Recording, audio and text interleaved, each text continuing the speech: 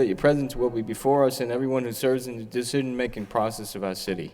We pray for direction which will lead our city to be strong and unified. May we continue the legacy of our fathers. May we be granted this day the wisdom to make decisions which will be for the good of our city. We also pray for your special blessing on all those who are working to transform our city and make it a better place to live and work. Amen. Please honor our nation's flag. I pledge allegiance to the flag of the United States of America and to the republic for which it stands, one nation, under God, indivisible, with liberty and justice for all. Roll call, please.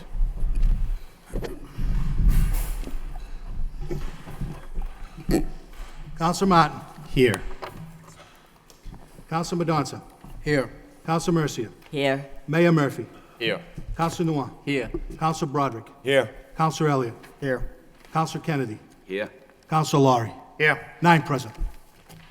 Thank you. I read the notice of the budget session. The Lowell City Council will hold the third budget session on the proposed fiscal 2013 City of Lowell budget on Saturday, June 16, 2012, at 9 a.m., and such other dates and times to be publicly announced by the City Council. The hearing will be held in the City Council chamber, City Hall. Public is invited to attend. Michael Q. Geary. At this point,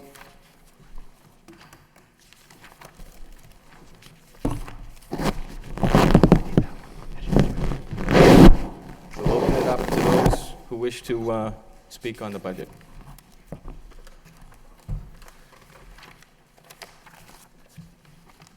Seeing none, we'll return to line 58, DPW. Mayor, Councilor Elliott. there's one item. The Career Center of Lowell is the last budget. We typically, there's not a lot of discussion, so I'd like to make a motion if we could take this out of order and just have the individual that's here speak to it. Motion to Second. suspend the rules to take out of order, seconded by Councilor Kennedy. All those in favor, signify by saying aye. Opposed, so voted. Councilor Mercia. Thank you, Mr. Mayor. Before we get into that proposal by Councilor Elliott, which I have no problem with, Okay. do we, as a council, have a right to make a statement before we enter into the budget? Because I have a question to ask the city manager on a particular item. Councilor Mercia. Thank you, Mr. Mayor. Through you to the city manager. Mr. Manager, I did hear your philosophy through the budget deliberation when you say to have a use it or lose it philosophy is not a good thing, that it's not the right thing to do. And I can understand where you're coming from with this statement, but the fact remains to me that I interpret it differently. I'm not telling the public to use it, I mean the department heads to use it or lose it. Spend as much as you can. I don't believe in that. If you don't need it, then don't spend it. But the fact is, you gave us a year-to-date on, and I'm using that, and I'm going and saying, well, you use 16%, and you're more or less saying that this isn't the right thing to judge because they kind of will turn it back. And by having your philosophy, isn't it true then that you're not using it, so turn it back and it becomes an amount of money that you can place other places where there's a shortfall?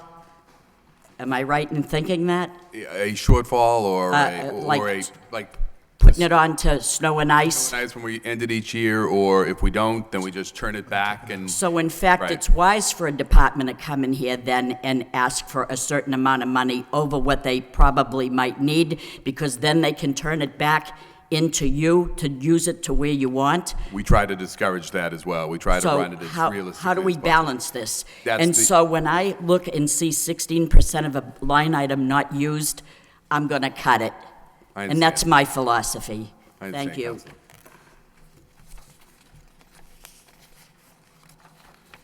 Any other councilors? Just on the Career Center budget, do we even vote on that? That's really just a communication, isn't it? I don't think Correct. we vote on it. It's by memo only.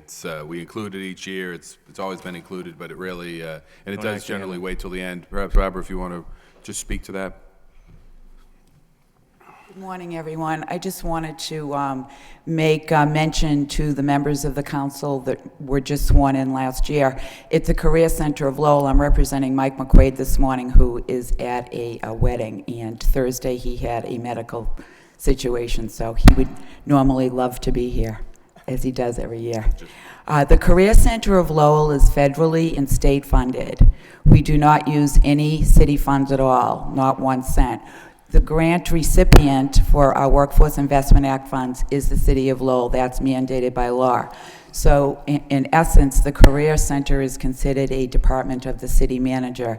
But again, everything flows through the city, all of our federal and state funds, but we are not, we do not encumber any city funds, although our checks and balances do come through the city, through the administration, the auditors, the treasurers, and the law department. And I just wanted to thank the administration and the council for all their support. Everything's going well. Our unemployment rate is down. The money's also down, but we're trying to manage as well as we can. Thank you. Any Move questions? approval. Motion to accept the communication. So by moved. Councilor Kennedy, second by Councilor Laurie. Right. All those in favor, signify by saying aye. Opposed? So voted. Returning to line 58, DPW Other. We have street lighting in the amount of $463,000. This is on page 218. Move approval. Motion to approve by Councilor Broderick, seconded by Councilor Martin. Councilor Elliott. Just a question. The request was for 350, Mr. Manager, and it is down significantly from the prior year. Pardon me. Is that as a result of the the bulk purchasing that we look at? And I know we had a discussion, or there was a discussion about the rate change, and that we may have some outstanding bills, or that we haven't been billed yet. How would that reflect in this year's budget? Or how are we going to pay for those charges that haven't been either encumbered or paid yet, or have they? I just spoke with National Grid yesterday, and they're in the process of getting us a credit and a check back, which will bring us in compliant with fiscal 12 budget. And we'll have it in time for year end, but it looks like the annual expenses will be somewhere around $400,000. Okay, thank you. How much is that check, Mr. Moses, going to be? The credit is actually Credit. $600,000, and there are a lot of bills we hadn't paid because we knew we were getting this credit, and they're netting that. There'll be a small check coming back to us. Okay, thank you. Thank you. Any further discussion? Roll call, please. Councilor Martin. Yes. Councilor Madonza. Yes. Councilor Mercia. Yes, Mayor Murphy. Yes. Councilor Nguyen. Yes. Councilor Broderick. Yes. Councilor Elliott. Yes. Councilor Kennedy. Yes. Councilor Laurie. Yes. 9 yeas. Thank you. Next line is 59, DPW Other, for waste collection and disposal in the amount of $6,182,000. It's the wish of the council. Move approval. Move for approval by Councilor Broderick, seconded by Councilor Laurie. Councilor Elliott. Thank you. I know the city, we signed a multi-year contract, Mr. Manager, for the waste removal. I'm going to presume that it's slated to go up. I thought there was a significant decrease when we first, I think it was at $72 per ton, and it dropped pretty well. But is it the out years of the contract that it's just going to be a continuous increase per ton? Right. It was 72 back in fiscal year 2008, I believe, 2008, 2009, and I negotiated a revised contract for the disposal. We're going to the old Wheelabrator site in North Andover.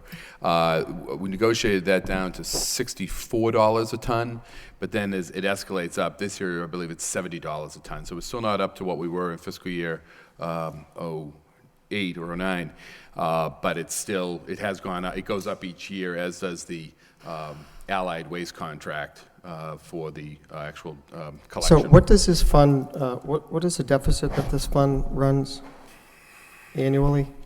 It's right. It's about $3 million. It pays for about half of it.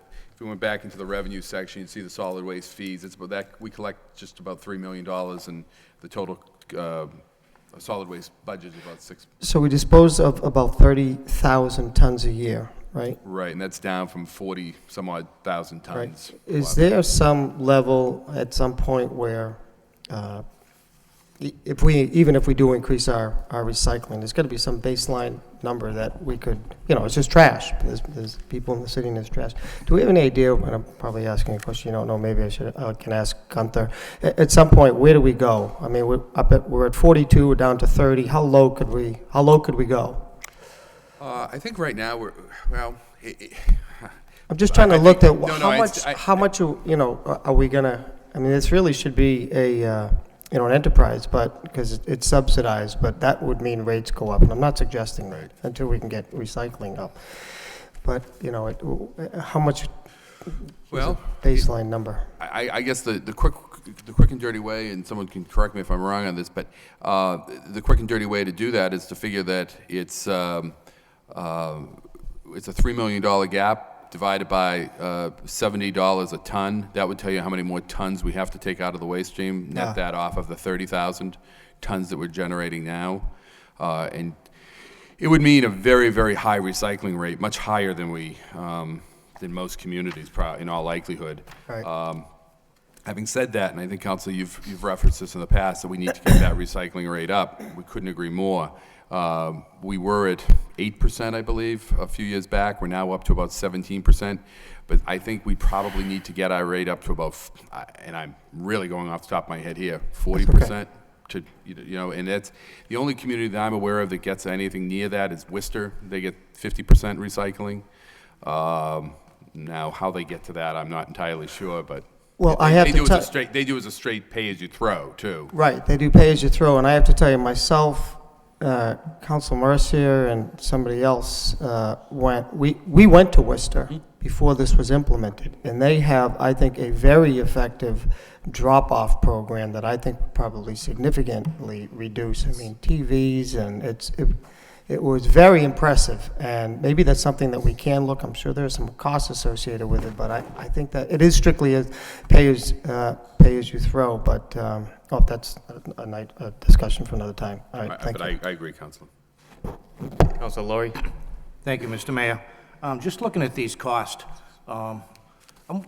would it be beneficial down the road to look at a regional? We go with some of the towns on water and things like that, but to contact some of the towns and see if they wanted to work with a contractor as a whole. We've actually discussed that with, we're part of a consortium of a number of communities in the area that our solid waste people meet on a regular basis. We've looked at a single contract.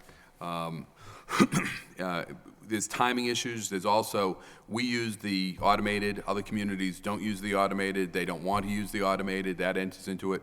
I believe Bill Rickard uses automated, and Tewksbury uses automated. Some other communities, and I don't think they're doing that now, but some communities do their entire community on one day of the week. So everyone has a little bit different contracts, but it is something we're discussing. We're also discussing, to Councilor Elliott's point a minute ago, that when you mentioned regionalization, I just triggered my memory. We are looking at the possibility of a regional recycling facility. Obviously, the size of which would be difficult to locate in the city of Lowell, but it's something that one of the surrounding communities might be able to do, and that's something that we're working with the communities and with the DEP. That's great. No, when I saw the cost, and we've talked about regionalization in the past, so it's just something I brought up. I'm glad we're looking at it. Yeah, and the burn facility that I referenced, the Wheelabrator plant, actually for a number of years was NESWIC, the Northeast Solid Waste Consortium, that the city did not join. It was a good thing that the city did not join. That was a regional burn facility with community involvement, and the costs, initial costs showed it to be very favorable to communities, and it ended up being very costly to communities. So that's something too that's been done in the past. Okay, thank you. Councilor Kennedy. Yeah, Mr. Mayor, through you to the manager. The trash is $70 a ton. How much a ton is recycling? How much is the tonnage for recycling? The tonnage cost? Cost per ton? We don't actually pay cost per ton. It's for just, as much as we can generate. They will drive the trucks around and pick it up. So it really doesn't work the same way. So if we were to take almost all the trash and put it into recycling, it wouldn't cost anything extra? Is that what you mean? Correct.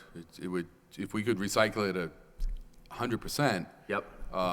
We just pay a flat fee? We pay a flat fee for the recycling, and we'd also pay a flat fee for the allied trucks to go around. If we were guaranteed it would be 100%, we could terminate that contract, but we'd still need to send those trucks around on a regular basis.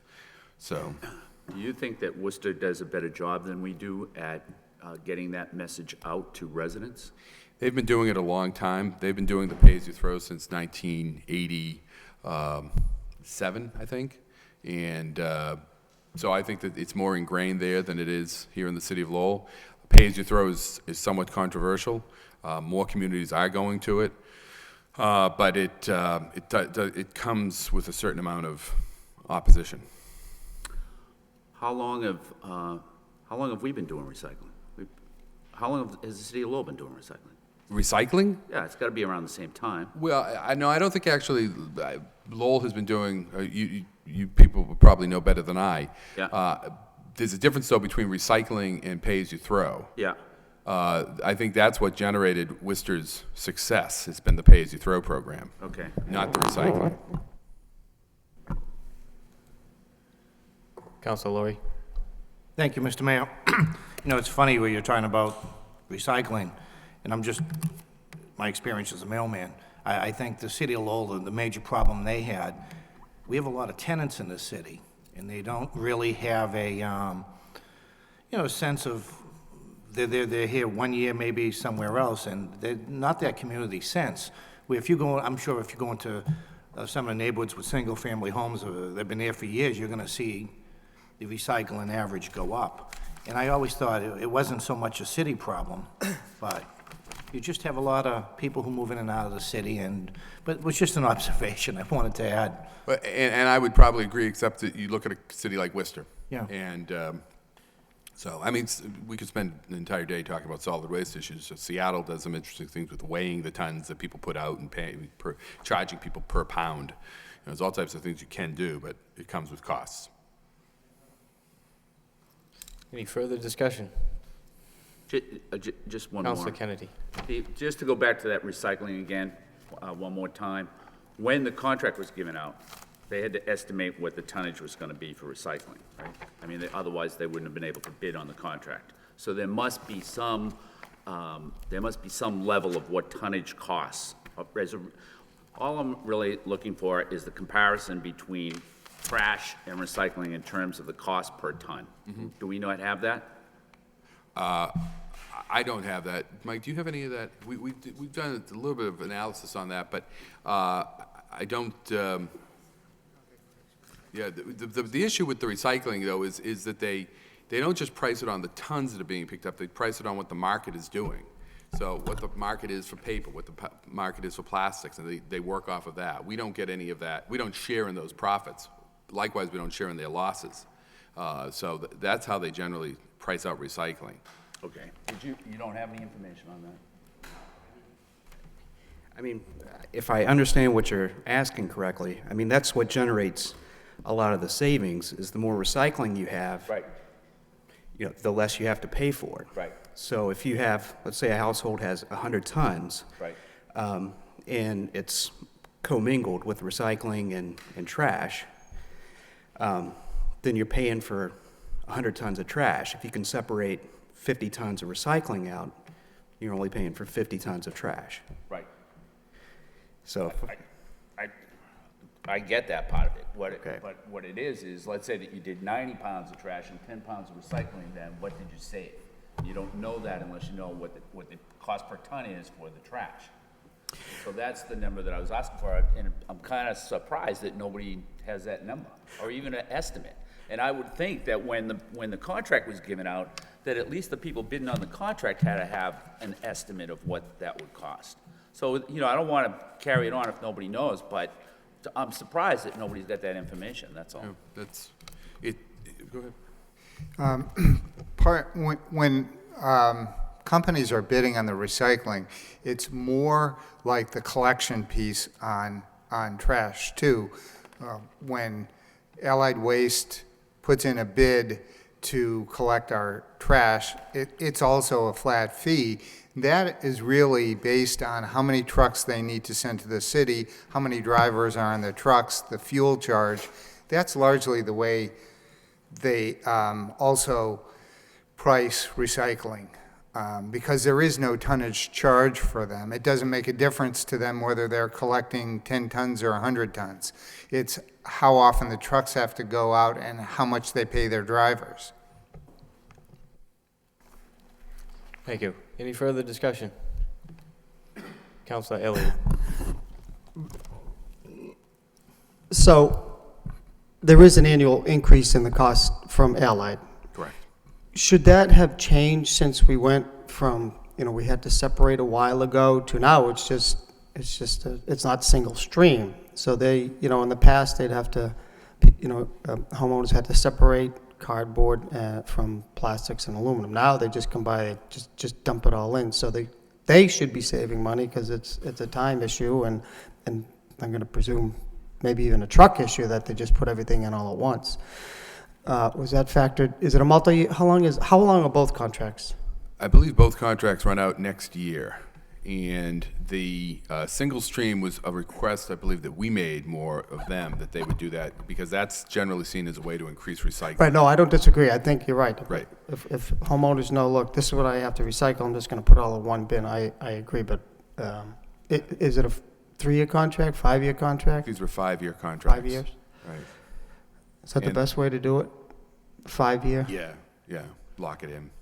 Um, Yeah, and the other part of the Allied contract for a general pickup is that we reduced the cost when we put that out to bid by going with the automated. The actual cost of the automated pickup went down. However, we had to amortize in the cost of the totes, the barrels. Barrels, right, So we're anticipating a drop-off in that when we go back out to bid. right. Just follow up on Councilor Kennedy's. I mean, reducing our tonnage for waste disposal is one way, but there's also somewhat of, and it is market-driven. I don't disagree on the cost you can get for recyclables in a higher economy or a better economy. You get more for recycling, but so they do get some money back. I mean, they pick it up, they charge us. Is there any way, do you think, to factor in some, not so much reimbursement, but a cost reduction in our recycling? Cost to recycle? By considering the market conditions? I've seen those, I've been involved in both. My preference is for certainty, to go with where we don't share, because in the span of those 5 years, things can change dramatically. Right. For instance, a few years back, paper was very, very profitable. China was buying up a lot of that, as I recall. And then that market dried up, and in fact, and it turns out the number of communities were involved in this cost, this profit sharing. They ended up having to pay for the paper to be disposed of, and that became very, very, very costly. Thank you. Again, we already have a motion. Again, the number is $6,182,000. Roll call, please. Counsel Martin. Yes. Counsel Madonza. Yes. Counsel Mercia. Yes. Mayor Murphy. Yes. Counsel Nolan. Yes. Counsel Broderick. Yes. Counsel Elliott. Yes. Counsel Kennedy. Yes. Counsel Laurie. Yes. 9 yea. Next, we have line number 60 on page 229 for the Health Department Personnel Services in the amount of $1,972,893. It's the wish of the council. Councilor Elliott? Thank you, Mr. Mayor. I had a question one of the other budget meetings, Mr. Manager, regarding this clerk for bioterrorism. Is that included in the salary and wages line item? And why do we need it? Mr. Singleton?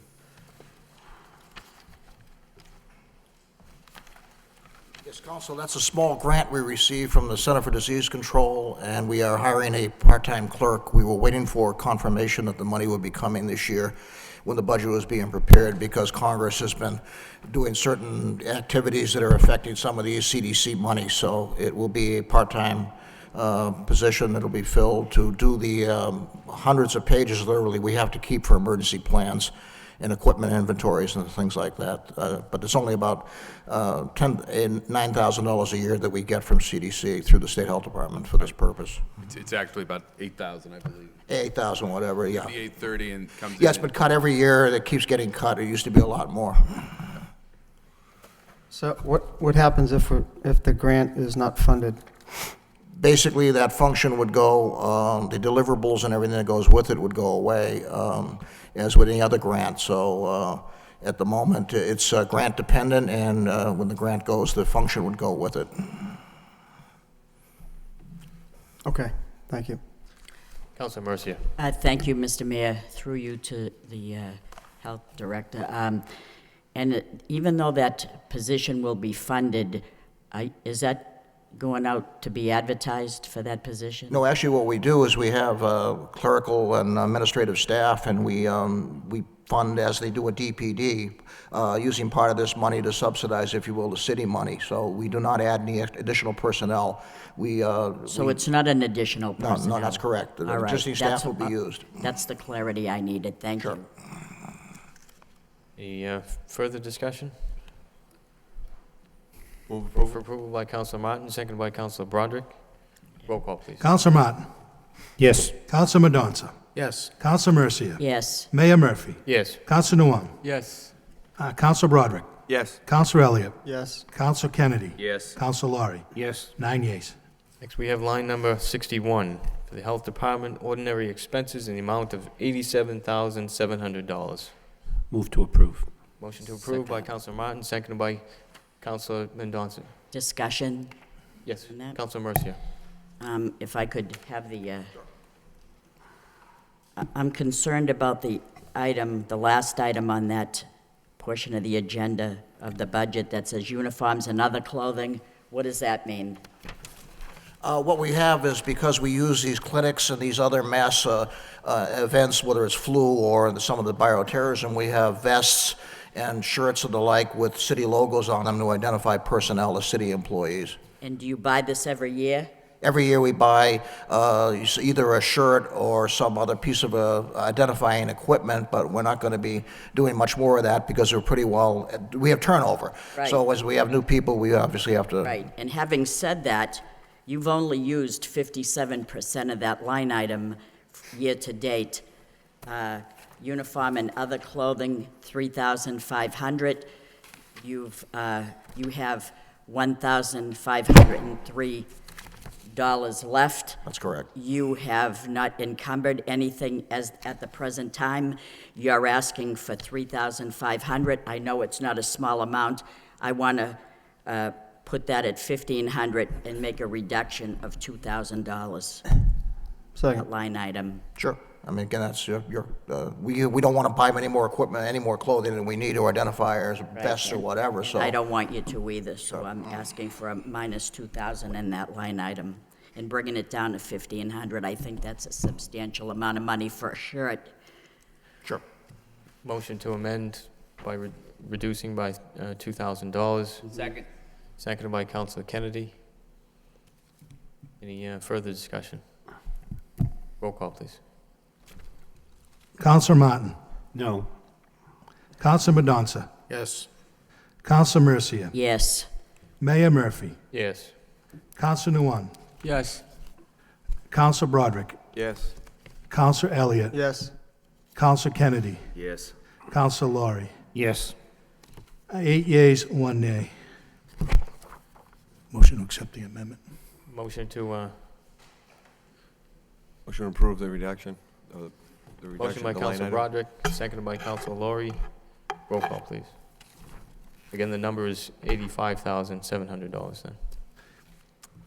Counselor Martin. Yes. Counselor Mendonça. Yes. Counselor Mercia. Yes. Mayor Murphy. Yes. Counselor Nguyen. Yes. Counselor Broderick. Yes. Counselor Elliott. Yes. Counselor Kennedy. Yes. Counselor Laurie. Yes. That's 9 yeas. Next on page 239, we have line 62, Council on Aging, personnel expenses, $224,501. Move approval. Motion to approve by Council Elliott, seconded by Council Laurie. Any discussion? Roll call, please. Counselor Martin. Yes. Counselor Mendonça. Yes. Counselor Mercia. Yes. Mayor Murphy. Yes. Counselor Nguyen. Yes. Counselor Broderick. Yes. Counselor Elliott. Yes. Counselor Kennedy. Yes. Counselor Laurie. Yes. That's 9 yeas. Line 63, we have Council on Aging, ordinary expenses, in the amount of $78,700. Move approval. Motion to approve by Council Broderick, seconded by Council Mercia. Roll call, please. Counselor Excuse Martin. me. Yes. Council Elliott. I think I know the answer. Just a quick question. Utilities, could we anticipate any reduction, any energy saving programs over there? We haven't made any improvements to the, because we don't own that building. Right. Okay. Thank you. Council Laurie. Thank you, Mr. Mayor. Just looking, yeah, that's well under 100% too, but I noticed you made a $5,000 cut, or suggested a $5,000 cut already. And that should be sufficient? We anticipate. Okay, thank you. Roll call, please. Counselor Martin. Yes. Counselor Mendonça. Yes. Counselor Mercia. Yes. Mayor Murphy. Yes. Counselor Nguyen. Yes. Counselor Broderick. Yes. Counselor Elliott. Yes. Counselor Kennedy. Yes. Counselor Laurie. Yes. 9 yeas. Next on page 249, we have the line 64 of the Veterans Department for personnel services in the amount of $90,840. Move to approve? Move to approve by Councilor Laurie, seconded by Councilor Broderick. Any discussion? Roll call, please. Counselor Martin. Yes. Counselor Mendonça. Yes. Counselor Mercia. Yes. Mayor Murphy. Yes. Counselor Nguyen. Yes. Counselor Broderick. Yes. Counselor Elliott. Yes. Counselor Kennedy. Yes. Counselor Laurie. Yes. 9 yeas. Next, we have line 65 in the Veterans Department, ordinary expenses in the amount of $911,400. Motion to approve by Councilor Mendonça, seconded by Councilor Kennedy. Any discussion? Yes. Councilor Kennedy. Through you to the manager, there's $7,000 for celebrations. Yes. Does the city have money is there money in this budget for 4th of July fireworks, or how is that handled?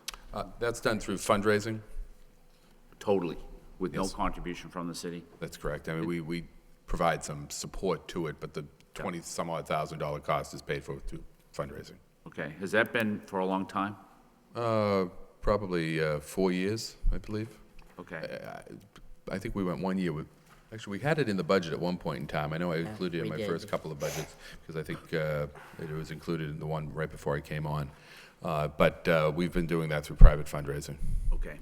And so the 7,000 that's in here for celebrations, where does that go? Primarily Memorial Day, Veterans Day services and the like. Mr. Lamache?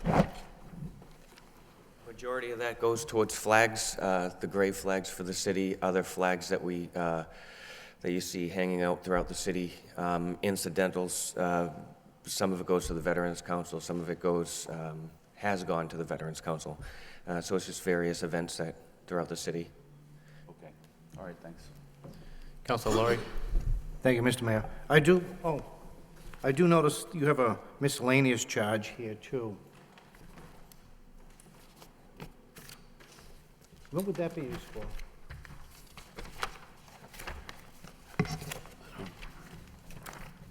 I have the wrong one, miscellaneous. I didn't see it on one sheet, but I found it on the other. Last page of your budget.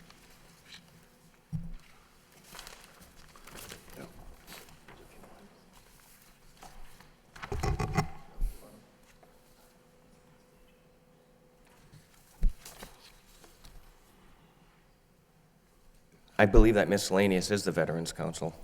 Okay, From last year, is that the 500 from last year? yep. Okay, thank you. Counselor Elliott. Ms. Lamache, could you just explain the veteran services and how that works? Department of Veterans, Massachusetts Department of Veterans Services is a unique program to Massachusetts. We're the only state in the country that provides financial assistance to veterans and widows. It's extensive. It goes from housing assistance, food vouchers. We help elderly or qualifying veterans with co-payments for doctors, prescriptions, people that are in programs, drug and alcohol programs. They have a different size budget, but we'll still help them with toiletries, things like that. So some or all of this a reimbursement from the state? 75% is reimbursed by the state, So there's an increase to 900,000. We're getting 75% of that back from the state. yes. Probably not till next year. Okay. Good. Counselor Laurie. Thank you, Mr. Mayor. Just considering that there may be more troops coming home over the next year or so, do you have enough funds in your budget, do you think, to serve the veterans as they come? It's really hard to judge because we also pay for a funeral, $2,000 of a funeral. I don't know how many people will pass away over the year that may be indigent. There's a lot of factors. We had a fire a few months back that took some monies out that were unexpected. Right. That's why I was looking at the budget, and I know there's a balance, and there's a lot of unexpected cost in returning service people, and I was just wondering if you thought you had enough just to cover the veterans. We should. Okay. Mr. Manager. Counselor, as Mr. Lamache indicated, it is very much a sort of Right. a guessing game, if you will, to use it's a cost. If you go back, it's a cost that has grown tremendously over the last several years because of the economic conditions and also because of the returning troops. And it's an issue that has been across the Commonwealth. Right. We hope there's enough money there. We have run out in other years, and that's one of the areas that we go to the contingency fund for to fill in. That's my biggest fear, when you look at the media and the expected cost that could come over the next year. Correct. Is to run a deficit in that experience. Which is Okay. why you need to have some money for issues. Exactly, okay, that's fine, thank you. Counselor Elliott. Move to approve. Motion to approve. It's already been. It's on the floor. There's already a motion, so. Any further discussion? Roll call, please. Counselor Martin. Yes. Counselor Madonza. Yes. Counselor Mercia. Yes. Mayor Murphy. Yes. Counselor Nguyen. Yes. Counselor Broderick. Yes. Counselor Elliott. Yes. Counselor Kennedy. Yes. Counselor Laurie. Yes. 9 yeas. Next, we have on page 253, line 66, for recreation personnel services in the amount of $475,128. To wish of Move council. approval. Second. Move for approval by Councilor Kennedy, second by Councilor Broderick. Any discussion? Councilor Elliott. I'm just curious, why is Mr. Bellegarde here? Is this still under your Yes, it is. deal? I thought it was a separate organization.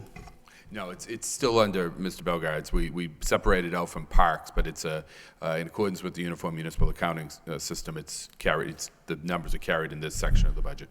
So is he still, it's not, so the flow charts, I'm looking at the flow chart. I'm just curious, that's all. It looks like it's not underneath anybody.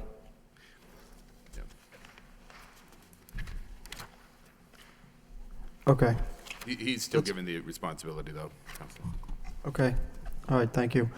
I want to disclose my 15-year-old, well, she hasn't passed the lifeguard test yet, but if she doesn't, then I don't have to disclose this, but I just want to disclose she's proposed to be a junior lifeguard. So It's on my desk right now. oh, it is, okay. Pending approval. Maybe it's a moot point whether she passes or not. Any further discussion? Do we have any motion? Yes, we have a motion on the floor. Roll call, please. Counselor Martin. Counselor Mercia. Counselor Madonza, excuse me. Yes. Counselor Mercia. Yes. Mayor Murphy. Yes. Counselor Nguyen. Yes. Counselor Broderick. Yes. Counselor Elliott.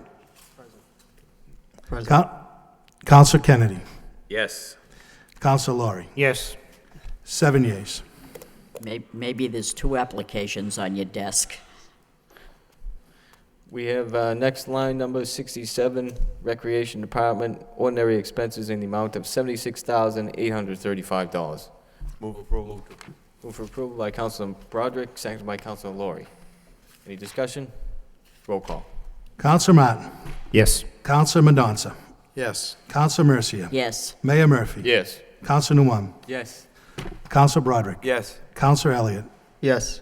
Counselor Kennedy. Yes. Counselor Laurie. Yes. 9 yeas. Next, we have on page 263, line number 68, for the library personnel services in the amount of $841,298. What's the wish Move of council? approval. Motion to approve by Councilor Broderick. Second. Seconded by Councilor Martin. Any discussion? Roll call, please. Counselor Martin. Yes.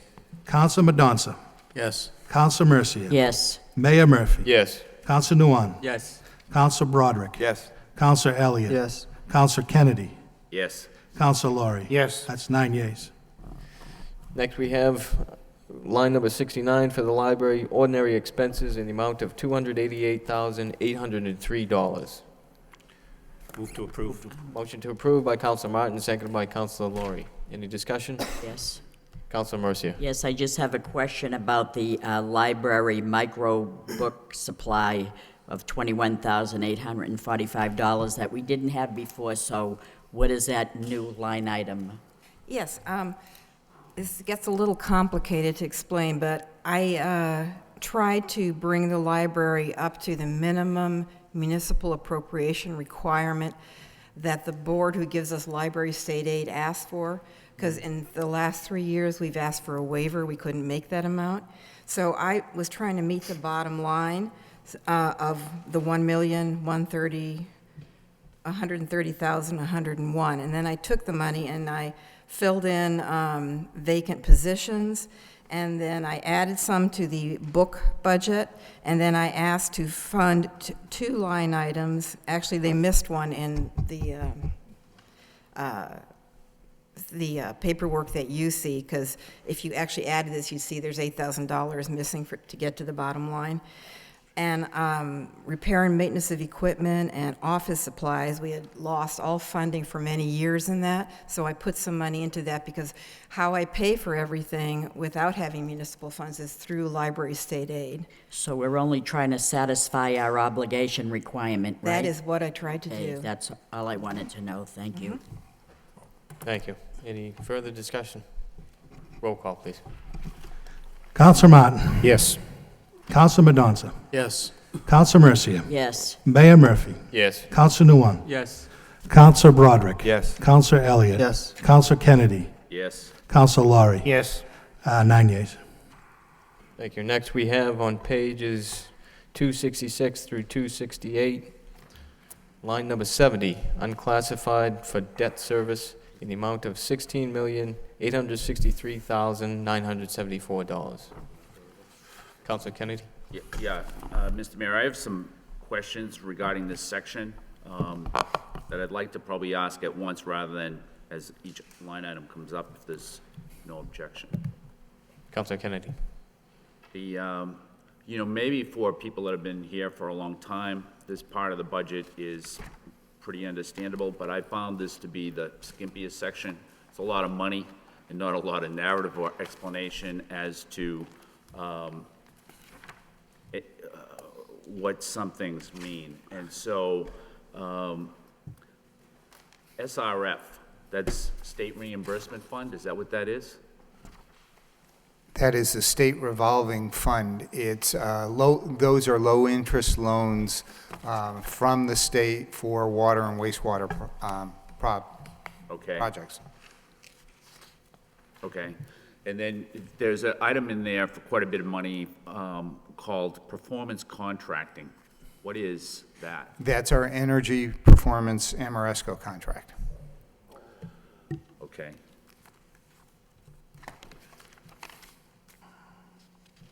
And near the bottom of the wastewater, there's a the TBI, I'm assuming those are temporary bonds? To be issued. To be issued. Those are monies that we need to issue either at the end of this year, which we're doing, or at sometime during next year because we're spending the money, but we haven't yet issued it. Okay. And that one says there's a balance of 50 million and the other says there's a balance of 35 million. What are those for? And Those are the gross loan order amounts. We authorized 50 million back probably 7 or 8 years ago to do CSO work.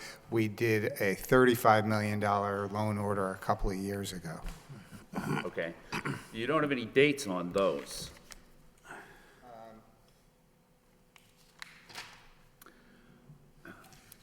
That's because they are, that portion of that hasn't been issued. That description just describes which loan order it's coming from. Okay. It's not borrowing the full 35 million there. Okay. But you indicated that one of these, I think the 50 million one, was from several years ago.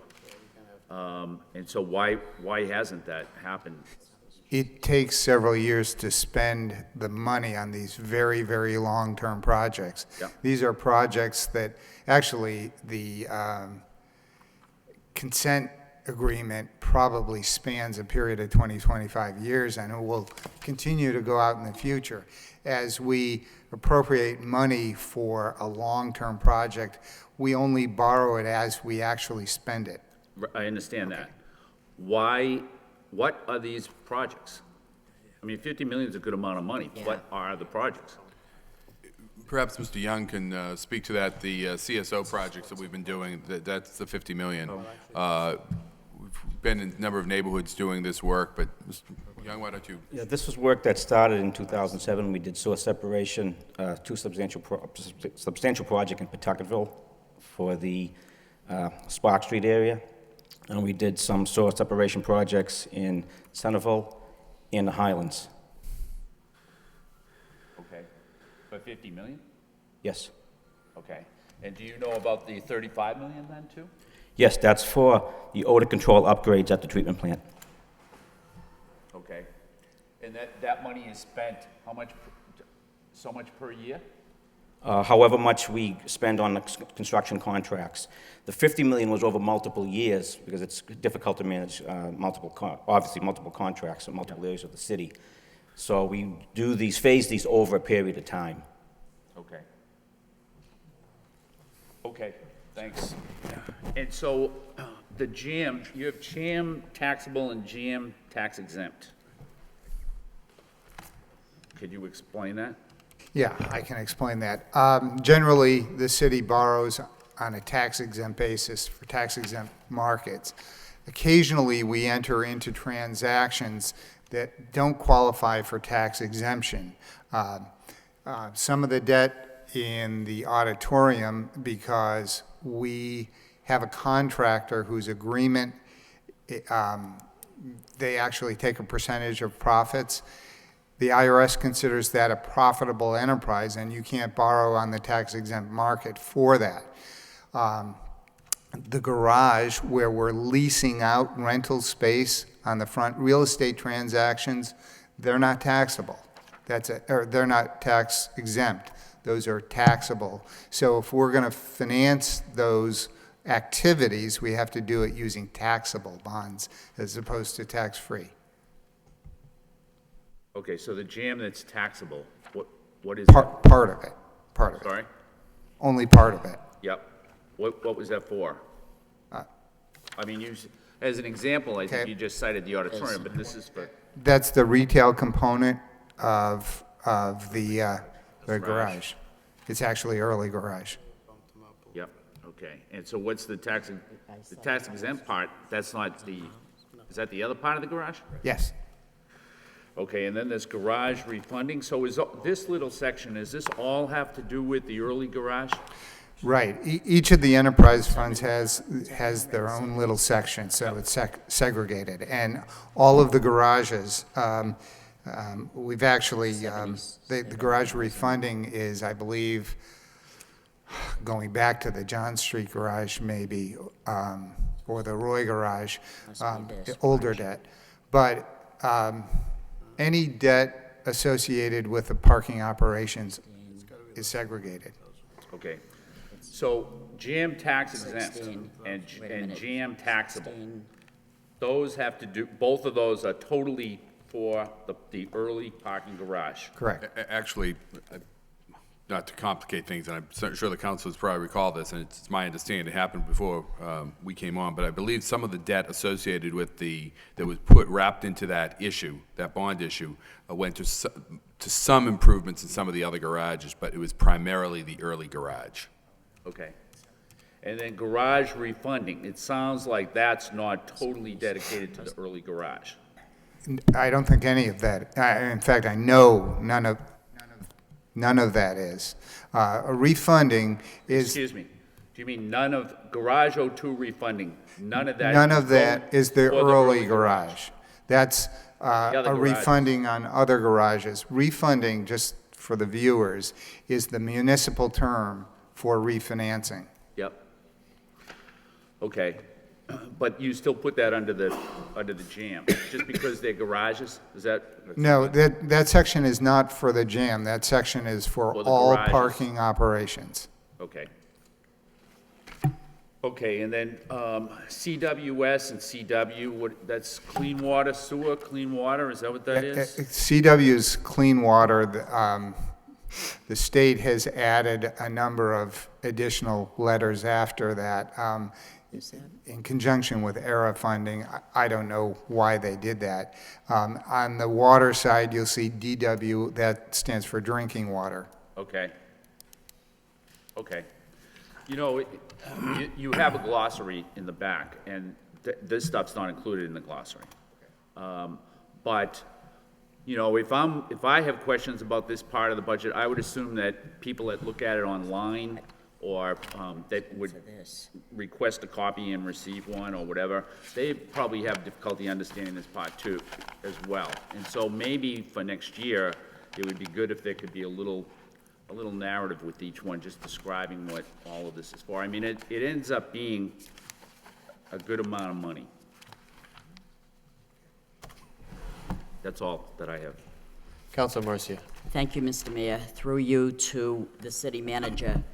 Where did we get this figure for debt service under unclassified, $16,863,974? Where did that figure come from?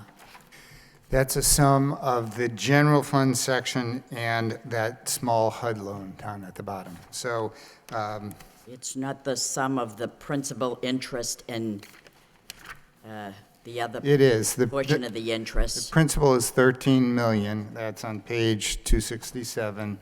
The interest is about 3.5 million in short term and a little over 300,000, or 3.5 million in long term, 329,000 in short term interest. That's Because- also on page 267. And then on 268, there's a HUD loan that has 77,000. Oh, because there is a difference of 77,000, and I'm And questioning where that went. That's the HUD loan. It's segregated because it's really not general fund loan, but it's general fund obligation. Well, then, it should have been more clearer so that we know how you got to that figure, because I was missing 77,000 until you explained it. Okay. All right.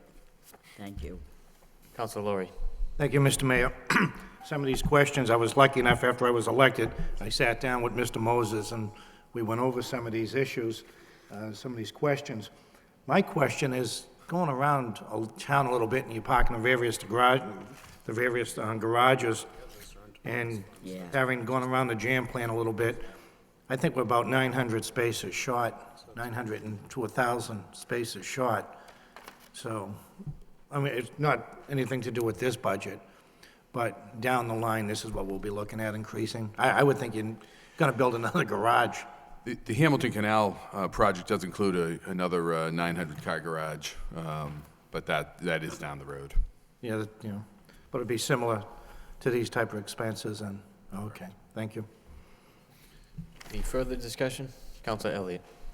Thank you, Mr. Mayor. Some of these loan orders don't have date of maturity. Maybe this question was already answered, I don't know, but can you tell me why I'm particularly, I'm looking on page 267, the first two items, the Lasher Field and ESCO, and then I was interested in the 2.6 million and the following items underneath that.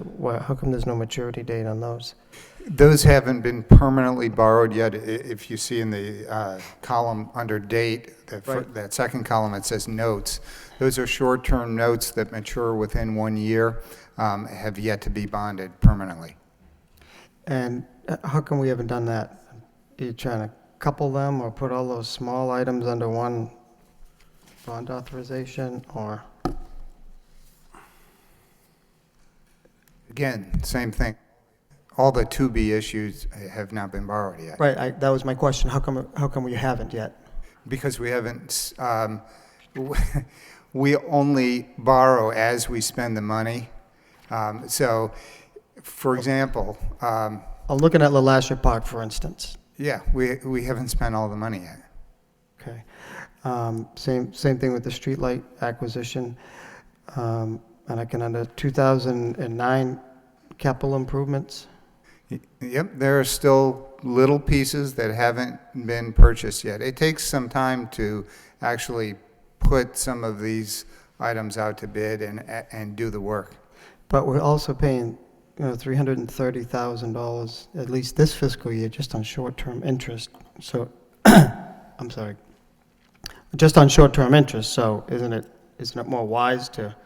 Well, I guess you can't go out for a long-term note until the money has been spent, but that's correct. It's a big chunk of money on a 12, or what it looks like to be 3.4 million. Okay, I understand that. Do you anticipate doing any more refunding, i.e. refinancing this year that would save some, as you have in the past, that would save some money off this bottom line? We actually do have one refunding issue that's a potential issue right now. We're trying to work on it to get it done. It won't save a lot of money because most of it is the remaining school debt. So 90% of the savings actually goes to a reduction in our subsidy from the MSBA. Okay. Councilor Kennedy. Excuse me. And then just one of the last items, the HUD 108. Could you explain that? What that is for? It matures in I'll do my best.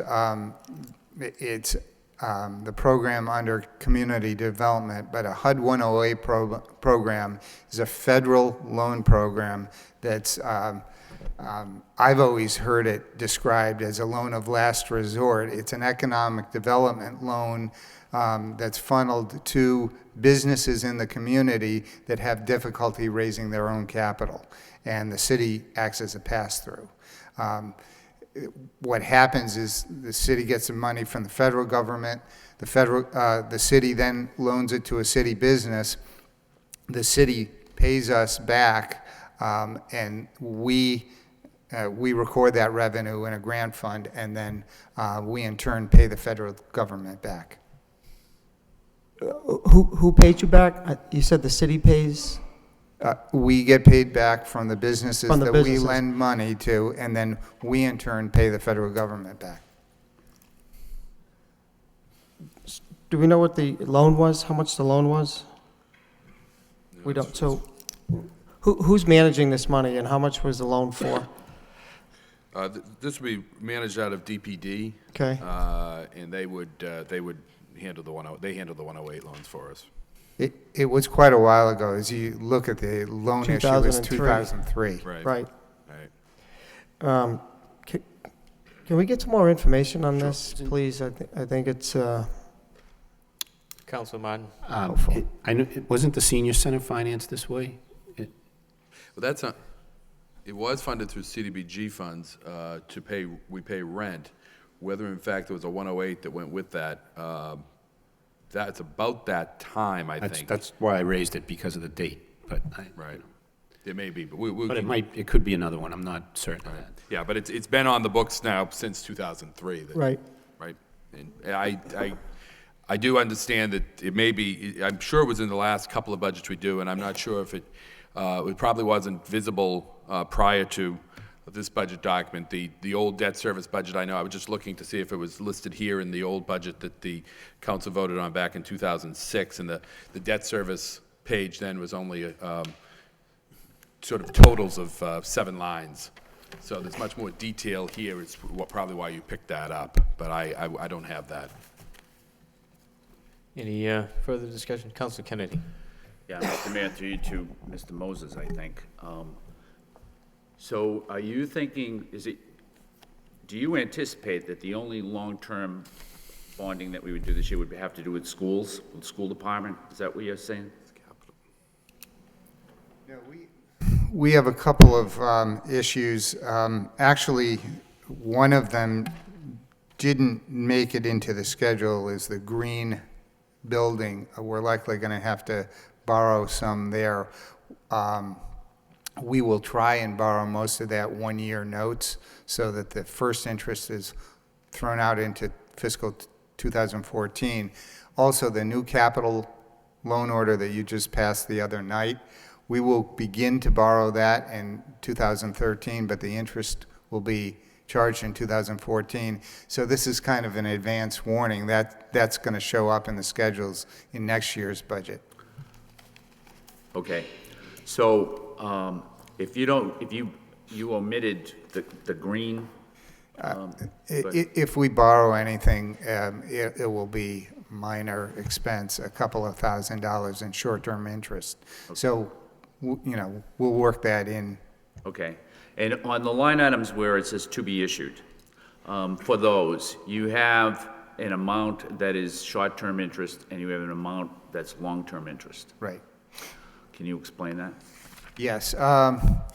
For amounts that we are in process of borrowing right now, well, let me back up a minute and explain this simply. We borrow one-year notes, and they're on a September to September cycle.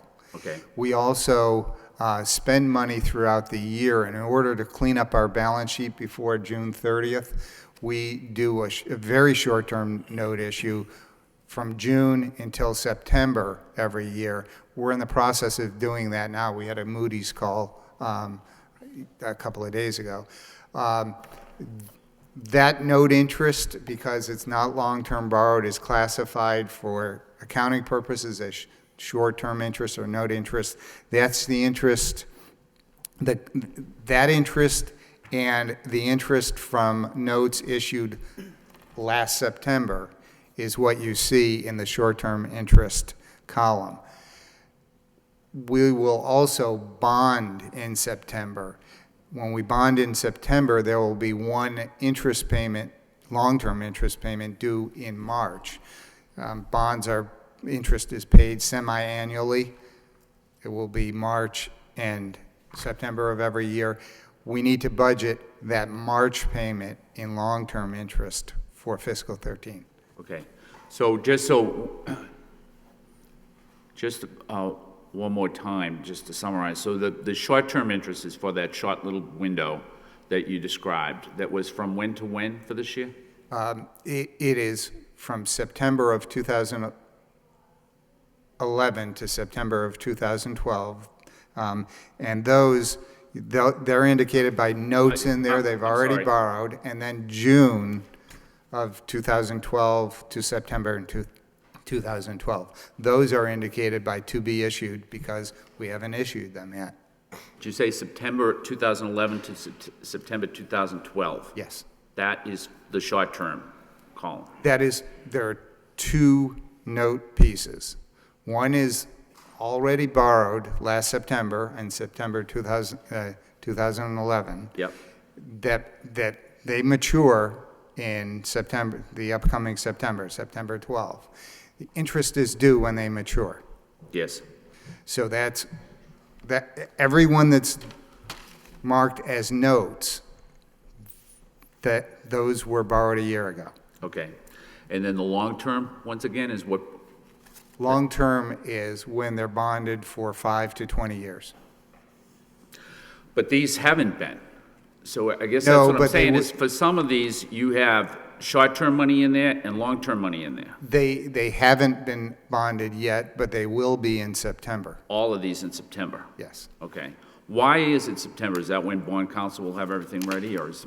Once you get on a cycle of when notes and bonds mature, it is much more efficient to do them all at once rather than throughout the year, because the fixed costs of bringing an issue to market are, depending on the size, anywhere from $10,000 to $50,000. So if you did it at very different points in the year, you'd be spending $10,000 to $50,000 a year, several times a year. We do that once a year. Okay, and it's in September, so we should anticipate that it will be, that it's all gonna happen then, right, okay, thanks. Any further discussion? We need a motion. Move approval. Motion to approve by Councilor Broderick, seconded by Councilor Laurie. Roll call, please. Counselor Martin. Yes. Counselor Madonza. Yes. Counselor Mercia. Yes. Mayor Murphy. Yes. Counselor Nguyen. Yes.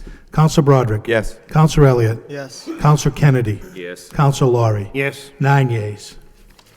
Next, we have line number 71, unclassified for workmen's compensation, the amount of $575,000. Move to approve. Motion to approve by Councilor Martin, seconded by Councilor Mendoza. Councilor Mendoza. Yeah, just for a point of information, when I was looking at the FY12 number, so this is just informational, the workman's comp number for the city was increased during the budget time, so it's 267 instead of the 1. And likewise, this is getting ahead a little bit, but the unemployment compensation for the city was reduced at the time by that 100,000 and another 75. So instead of 400, the approved number should be 225,000. Thank Is that you. correct? We caught that post-printing too, and I've already got a note to fix that when we do the adopted budget. Just for comparison, obviously, we're not voting on those numbers, so, thank you. Thank you. Any further discussion? Councilor Elliott. Can you just give us an explanation? I mean, there's still some money left, but we're looking at year-to-date in, I'm talking about the workers' comp for the city, 216, and that is down. Okay, I guess that's the right question. As we were going through this, we thought we'd put together a handout in preparation for the discussion today. This sort of lists out all of the other unclassified, well, almost all the other unclassified items. It covers the workers' comp in schools, city, unemployment in both city and school, the court judgments, the claims, sort of gathers all together and gives you some sense of that. So this might help somewhat. You can see that, for instance, in fiscal year 13, down here in the chart, we've really knocked down the total amount of unclassified expenses down to below $2 million. But, Council, your question was on the workers' comp, the amount that we haven't utilized as of yet? Correct. Outstanding claims, or I Right. should have let you answer, I'm sorry. Yeah, no, I think that there are some claims that we're in the process of settling out. And one thing we try to do at the end of, or really throughout the year, but particularly at the end when we see what we have available, is try to close out cases with some type of lump sum payment to get people off the books completely. but I'll refer that to the city solicitor who manages that. Right, we have been doing that, in fact, have developed a strategy this year to take care of those, the nature of those, or claims of that nature. But in terms of the money that is remaining, there's also outstanding DIA orders that continue to come in, even as our fiscal year draws to a close. And so likely, most of those funds will be utilized in that way. Could you explain what that is? I'm sorry. The DIA orders, so someone's hurt and then they go to the Industrial Accident Board, and then the DIA may order an award, and from that award, we're gonna be responsible for medical bills, surgery. Do we have a number of cases down there It's pending? constant, it never, It's like constant? every single week, there's an influx, and some weeks are higher than others, but oftentimes there's a significant amount that will come in, claims, during the course of the week, and then they're just processed as time goes on. How many cases can you estimate, just ballpark? And I'm sure, got that on an annual basis, that go to? Oh, I think actually it's in our, I don't know the number offhand. I believe it's in here, though, in terms of how Okay. many claims we process through workers' comp. It's substantial. And it's always fluctuating. Unlike the public safety officers, where I generally have a better sense week to week or, weeks to week, workers' comp, there's so much fluctuation in terms of the number of claims and the number of people on and off, particularly when you lump the schools in there. I don't have a number offhand, but to answer your question, I believe in our summary, there is a total number for the number of claims that were handled throughout the course of the year. Okay, I didn't see it in here. Maybe is it under another section? Yeah, I think it's under the law department section. And Okay. I'm looking for it now. It's under the Counsel. workload. Well, I can look at that. I mean, it's good news because this is helpful. Maybe this should be included also next year because it does show a trend from, there was an escalation, actually in a couple of accounts, in both workers' city and workers' school, an increase, and there's been a gradual decrease in, actually it's, in 2009, it was up to 700,000, and we've, for the schools, and it was up to 309. So there's been, with the exception of a couple of bumps, a gradual decrease in these workers' comps claims. And do you attribute that, what do you attribute that to, Madam Solicitor or Mr. Manager? I know we had a lengthy discussion about professional services in your department. Is that part of the positive effect?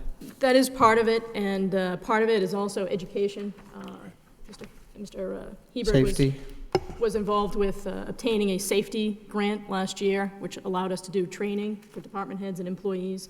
We're going to continue to do that type of training. In fact, in our goals and objectives, both the nurse and the claims manager made an appearance at the school department, met with principals, walked them through different procedures that would be helpful to us, and we're going to do that at a couple times a year during department head meetings. So things like that, I think, have overall helped. No, and I think this is good, because this is one of these line items where we sit and try to cut here and cut there, and it is within our control, and things like safety and education certainly make a significant impact. We look at even, in any event, it's good. Mr. Manager. If I may, Counselor, and to echo just exactly what you just said, and I know the solicitor references as well, but the safety programming that we're putting in place really does make a difference. Many communities that are self-insured, really, they sort of fall down on this. And, those communities, for instance, across the Commonwealth that belong to the Massachusetts Interlocal Insurance Association, required to have safety programs that they put in place. And so we've sort of followed that model. As the solicitor indicated, Mr. Herbert was successful in obtaining a grant for us and putting a manual in place and doing some training. I know it's been a priority of Mr. Snow at DPW as well. So you're right. It saves us money in the long run. Councilor Lowell. Thank you, Mr. Mayor. I have two questions. One would be for either the manager or Mr. Moses. The second would be for the solicitor. Workman's comp that we have here, schools and city. The first question, why are we paying the school departments? Shouldn't that come out of their budget? Their employees? It's really just history on where it's budgeted. It does count toward our net school spending. Okay. So, One half dozen the we other. get credit, yeah. And because it's a cost, it's like court judgments, because it's something that ultimately can hit the bottom line of the budget, we would rather be managing that. Just a question, because there's two different budgets in the city school, and if it goes, okay, that's fine. The other, I noticed a dramatic drop in the workman's comp over the past few years.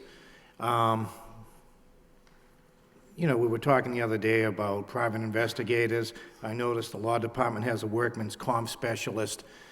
We do have the attorneys, and I was just wondering, the savings that we've actually achieved over the past couple of years through the methods.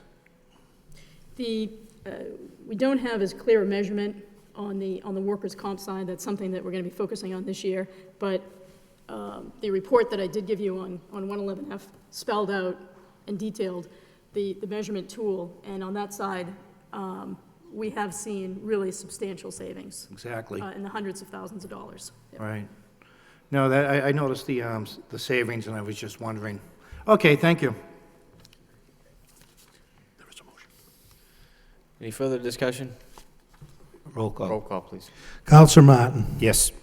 Counselor Madonza. Yes. Counselor Mercia. Yes. Mayor Murphy. Yes. Counselor Nguyen. Yes. Counselor Broderick. Yes. Counselor Elliott. Yes. Counselor Kennedy. Yes. Counselor Laurie.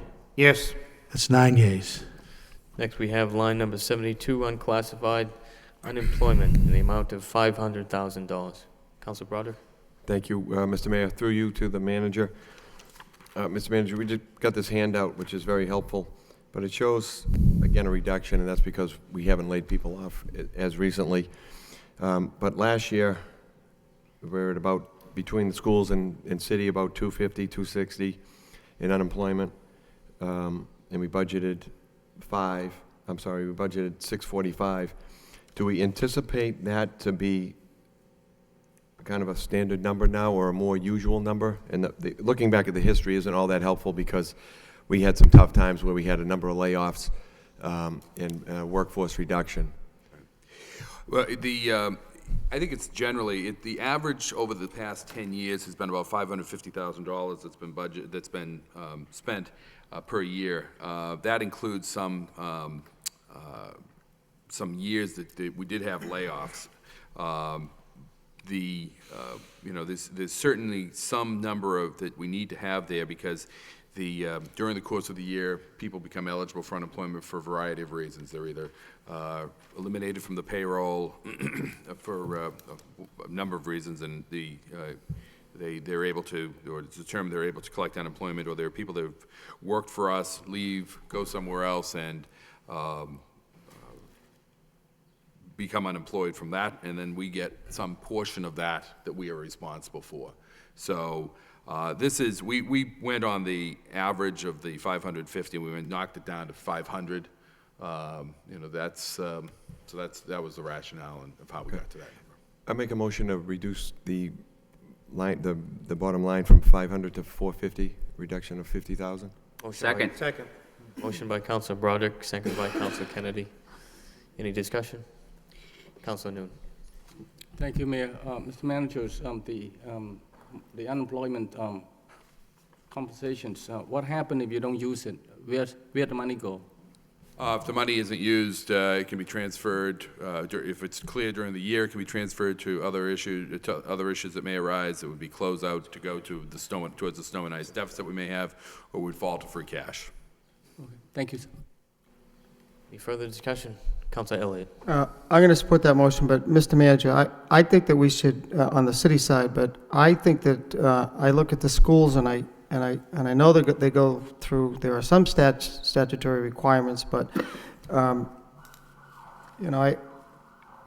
does this year-to-date expense, now, does that include, well, I know they go through the process of laying people off now if they're not guaranteed a job, so to speak, but considering there's an increase and presumably there shouldn't be any layoffs. And I know they can't guarantee, and I know that we have had joint subcommittee meetings in the past, and there is, I think it's the McCarthy bill, or I forget which one it is, but why should we have to budget 300 for the schools if they got a significant increase? There's been no cuts, the city funded. I mean, shouldn't we be able to cut that line item as well significantly? I mean, it would only make sense. And I know that the administration, or I don't know this, do we have any ability to control what layoffs take place over there, even though the city does fund it, correct? I mean, it's one of these caught in between. We have to fund it in budget, and we have to, put on the tax rate, but we don't have any ability to have any effect on it. Well, this is one, you raise a good point, Counselor. This is one that we don't actually have the control over what they do with their personnel. Certainly in cases where a claim comes in, we can argue that they shouldn't be eligible for unemployment. We can make that case, but ultimately it's their personnel decisions that might result in people receiving unemployment. So, and they do, as you point out, they have different language in their contracts that may put people receiving layoff notices. I don't believe anyone received any layoff notices this year, but during the course of the year, other temporary employees are not continued on, and there are claims made. Fortunately, there is quite a bit of reform movement. Mr. Moses signed on to a letter that went on to the governor's office asking for some reform in the area of unemployment, because there have been a number of what we would consider abuses of the unemployment system, and we're hopeful that legislation, those efforts, will result in the future being able to knock this number down more. But you raise very good points. Any further discussion? So, Mr. Manager, do you think there's, Mr. Mayor, follow-up question. Considering they're only at 200,000 this year, 203, and it seems like there was, 300, 234, went up a little bit. Is there any reason why we shouldn't be able to cut this, even another 50,000, knowing that, there was an increase in Chapter 70 money this year, the schools got a significant increase, and again, the city contributed an additional $1 million. Couldn't we look at reducing this line item, similar to the city side, that we've made progress by an additional 50, knowing that should still give them, flexibility, again, not anticipating layoffs, and manage a little bit better? I was looking at the 50 of off the bottom line of 500,000, but you could probably, we could probably go another 25 to 50, I suppose. Okay. Again, and I'm not saying that's you, but I think it's probably on the school side that we can say, look, we're trying to do our best on the city side, and we are, and there's been in progress, so we're hoping that you can do the same on the other side. So I don't know if I can amend, I don't think I can amend the amend, but maybe we can vote on that motion and then bring in an additional 25,000. Excuse me, Mr. Mayor. Councilor Kennedy. Yeah, Mr. Mayor, I think that Councilor Elliott makes a good point. I suggest that we vote on Councilor Broderick's motion for the 50, and then if Councilor Elliott wants to make a motion for an additional 50, I would support that, or I would make the motion for an additional 50. But that seems to be, I think that there's quite a bit of leeway there. Councilor Broderick. Thank you. Obviously, I'll support the first motion. I have a question. If there's another motion, if I can ask it now, maybe to the auditor. I'm not sure that anyone, it doesn't look like there's anyone here from the schools, but the timing of layoffs, as Councilor Elliott mentioned, statutory or whatever, that we have to send out these notices even though they may be rehired. We still have time left in this budget, so I guess my question is, Madam Auditor, if you're familiar, is how accurate, or I guess, accurate is it to take this year to date and then take it out per diem or for the next 3 or 4 pay cycles, or are they going to get hit with another lump because the pink slips went out 2 weeks ago, I guess is what I'm wondering. Well, there's a couple of issues, one of which is there's 2 months left to be hit in this account for unemployment. So even though we look like we have this big surplus, I don't know if you've received the last bill yet, Mary. Okay, so there's 2 more months. So what you're looking at is 10 months. So if you go on average with the schools, that'll be another 40,000. But I guess my question is then, is going on average a realistic, I mean, if we went on average revenues, that's not how they come in. You right? can go on The average bills go now out. at the end of the year. It's from July on that the schools start collecting through the summer. So right now, for the last 2 months, it's pretty stable. Okay. Okay, that was my question. All right, thank you. Thank you. And you can, amend the Let me motion. amend the motion to $100,000, reduction by $100,000. Okay, motion as amended to 100,000. Second. Second on Seconded that? by Councilor Broderick. Any further discussion? Roll call, please. Counselor Martin. Yes. Counselor Madonza. Yes. Counselor Mercia. Yes. Mayor Murphy. Yes. Counselor Nguyen. Yes. Counselor Broderick. Yes. Counselor Elliott. Yes. Counselor Kennedy. Yes. Counselor Laurie. Yes. 9 yeas. Motion to approve the amended number. Motion by Councilor Martin, seconded by Councilor Broderick. Roll call, please. Counselor Martin. Yes. Counselor Madonza. Yes. Counselor Mercia. Yes. Mayor Murphy. Yes. Counselor Nguyen. Yes. Counselor Broderick. Yes. Counselor Elliott. Yes. Counselor Kennedy. Yes. Counselor Laurie. Yes. 9 yeas. We have line number 73, unclassified, for health insurance in the amount of $24,500,000. Move to approve. Motion approved by Councilor Laurie, seconded by Councilor Broderick. Councilor Mendoza. Yes, I noticed in the narrative at the beginning, it was stated that we were saving $4.9 million on our health insurance, but the difference here is considerably less. I'm sure some of it would have been increases we would have incurred if we hadn't changed, but if the manager would just address that. There is the additional amount that the GIC went up. We were going to 4.9 off of the savings, but of last year, and then there's a little bump up. But most of the savings that that 4.9 that you don't see in this budget is within the school budget. Well, the savings, you mean? Right. The savings, So right. we have well, right now, I mean, in real dollars right now, it looks like 1.5 million out of the 4.9. Correct. Correct. So some of it is the rate increase, some of it's in the school department side, you're saying? Yep. Since we now know what people have chosen, and I expect this number may have been earlier estimate of what it might cost us, do we have any firmer numbers on what it's actually going to cost us for premiums in the next fiscal year? This number was actually a late number. This was one of the numbers that we were unclear of or unsure of when we had this discussion of the fiscal year 13 budget early on. This is right after we were able to plug this in after the census. Okay, so this is now pretty accurate as to what we'll be spending in the next year because we're paying premiums, huh? Thank you. Thank you. Councilor Elliott. Could you tell us how much is left in the health insurance trust fund? We can give you an exact number. Well, if you'd like. That's, I will say that it's somewhat probably seen as a sizable number right now. There is a runoff that has to take place over the course of the next 12 months, at which time 75% will belong to the city and 25% will belong to the employees. And we, I think I indicated at a prior meeting, it will be our intention to come forward with a proposal to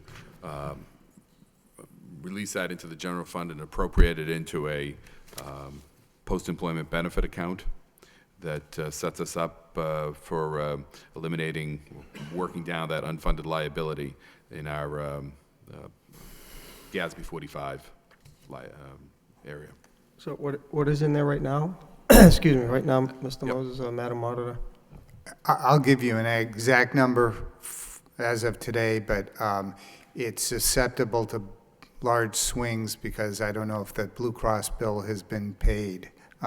There's $10,798,834.21.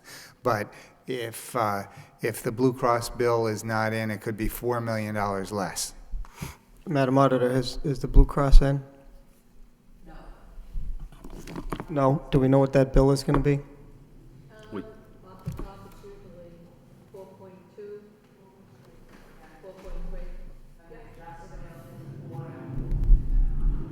I'm sorry, I couldn't hear you, Madam Auditor. I'm sorry. 4.2 is the level funding that we pay them every month. Then at the end of a quarter, we'll do the adjustment for what the actual claims are. And then past that point, then we'll have the runoff through the summer. Mr. Manager, how much do you anticipate putting into the post-employment benefit fund? I would anticipate putting in whatever is left over. We think it will be in the vicinity of $1 to $2 million, but again, it depends on what the claims are. We have noticed, and this is the experience that other communities have noticed as well, that when you switch over to a different insurance product, the tail end of the old policy or the old programs sees a spike as people, unsure of exactly what their benefits are going to be, go off and do elective procedures that they otherwise would just wait for. And is the city going to be responsible for those costs? Yes. Who's going to make that? Who makes that decision whether that's a eligible claim or not?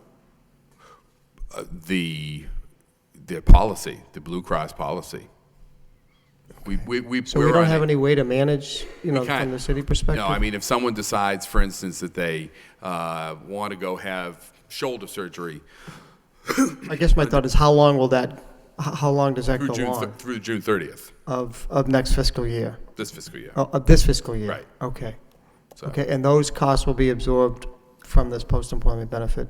No, those costs will be taken by the trust fund that we have, but that's why there's a runoff. Right. There has to be a period of time at which those claims can be processed through the Blue Cross process. Right, but that cutoff's the 30th.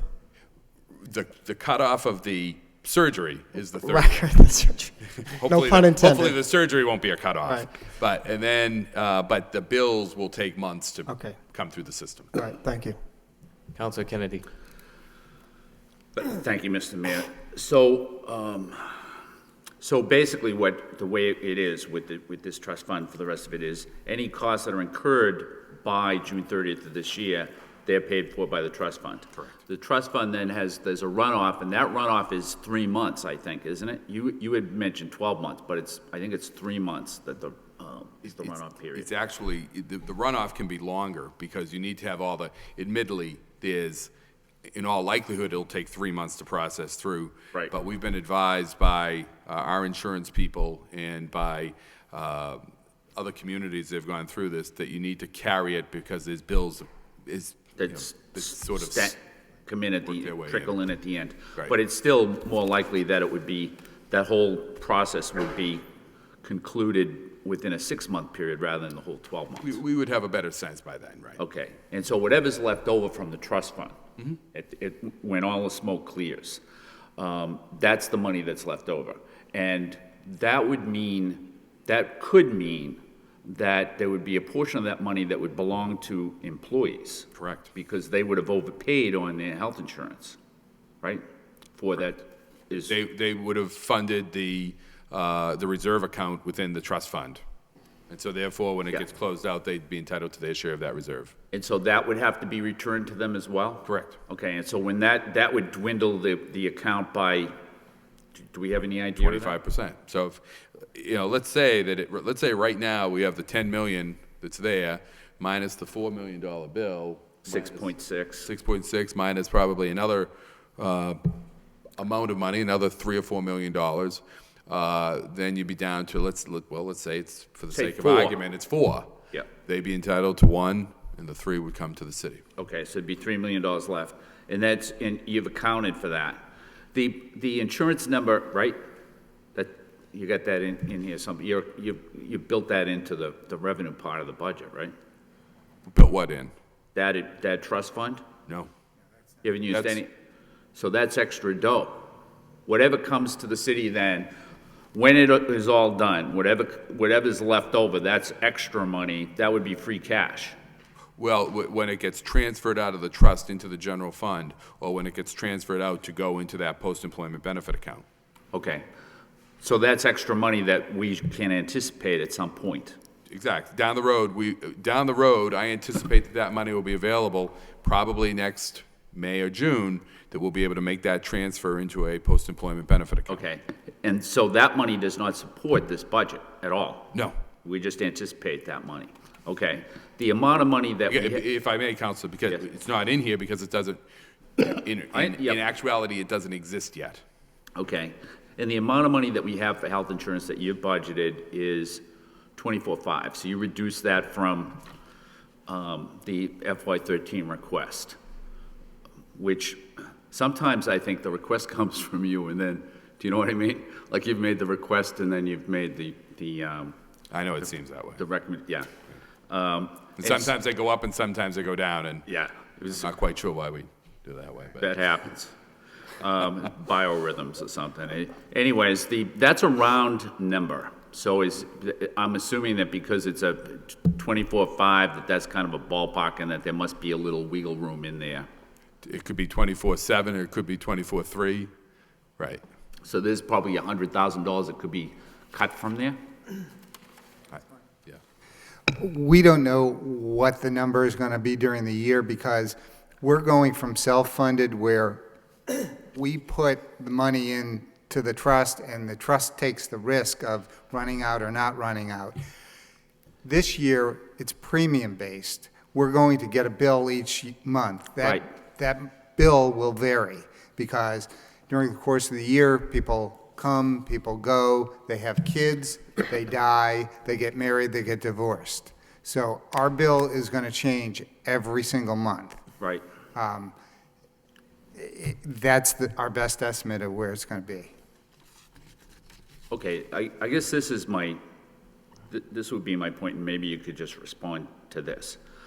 This year, FY13, will be a year in which the insurance costs will be fixed. You're going to know exactly how much. At July 1 anyways, you'll know if everybody stays on board for 12 months, the insurance is going to cost exactly this amount of money. We will know that figure for the month of July, about the third or fourth week of July. That's when the GIC will send out that bill for July. We won't know that until then, and that will only be for July. We won't know what August will be. Right, but what I'm saying is that if everything stays the same in August and September, right there, then you'd know exactly how much the costs are, right down to practically the penny. You would know exactly because they're fixed. It's fixed. It's built, right? It's true, but we know for certain that things will not stay the same. We know that for certain. How do you know that for certain? Because I know that during the course of the next year, somebody will have a baby, somebody will die, somebody will get divorced, and somebody will get married. And what if they do that? Then our bill will change. Because? Because there are fewer insured. Okay. But what I'm saying is, if everything stays the same, nobody has a baby and nobody dies and nobody moves away or does anything else. It just stays the same. You know in July, this is how much it's going to be. And it could get smaller. I suppose it could grow a little bit, but it's good. There's hardly any wiggle room in here. That's my point, all right? And you'd have to agree with that. Okay. So prior to July 1, we had the trust fund. And so you had to be a little more careful about how you budgeted because you never really knew what was going to be taken up. However, historically, if you look at that trust fund, there's been extra money in it for the past few years. So, and I think everybody agrees that we'll end up with extra money. So if you were to make a cut of $100,000, you could probably be pretty sure that you could rely on whatever's left over in the trust fund to cover any shortfall that you might have from this. And I also imagine that at $24,500,000, that what you've done is probably put in a little extra money rather than less money. Am I wrong? I think it's probably, I'll be blunt. Yep. And I'll leave it up to the council, and I'll leave it at that. I think it's an irresponsible way to do budgeting, but I will leave it to the council to make Okay. their decision. And why do you think that, Mr. Manager? We give our best estimate on terms of, based upon the census information that we have to set these numbers. Will we be exact at the end? No, it won't be. I will tell you right now, it will not be 24,500. That is very unlikely. Yeah. It may be 24,300. It might be 24,700. I don't know. But just to say, well, let's cut $100,000 and we'll wrap it up down the road. I just don't think is the most responsible way of budgeting. But again, I will leave that up to the council. What you don't like about it is the part of reconciling it later on in anticipation of the trust fund money. That's the I part think that it sort of shows this whole notion that we'll just underfund everything that we can, and then we'll just kick the can down the road to and hope that things work out for us, that we can then transfer money around and do things. And it shows to me, or it indicates to me that the idea or the concept is really one of, sort of fixing things on the fly at the end, as opposed to being, putting together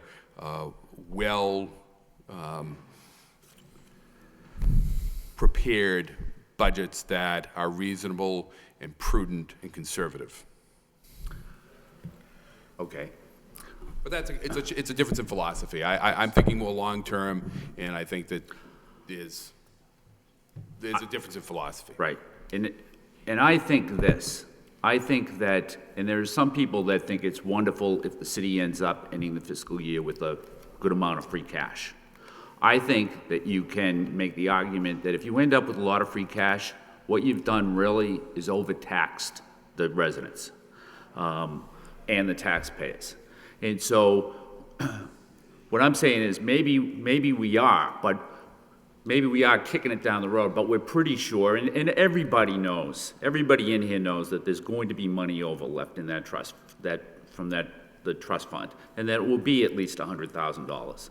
And so maybe, you can look at it your way, but I look at it as, well, what we're going to do then is make the taxpayers pay for this at 24/5, even though we know that there's going to be money coming down, and we'll just use that money for next year. I mean, that's exactly what's going to happen. So it is a difference in philosophy, but from my point of view, I would rather do that and tax people less than to tax them more, and probably needlessly. People are going to end up paying for this money, and they don't really need to. Yeah. Now, and Mr. Mayor, I understand that philosophy. I've heard that philosophy. That's generally the philosophy that gets communities into trouble.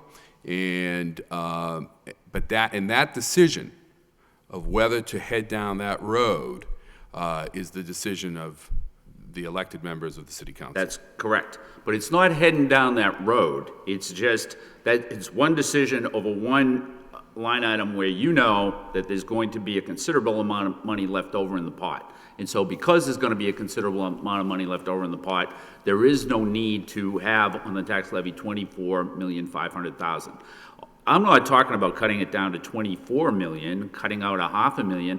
I'm only talking about cutting $100,000 from this. But and I think that it's a responsible thing to do, and I think that it is in favor of the taxpayers. And so it's a good thing. So I guess, although maybe the motion won't succeed, I'll make a motion to reduce this line item by $100,000.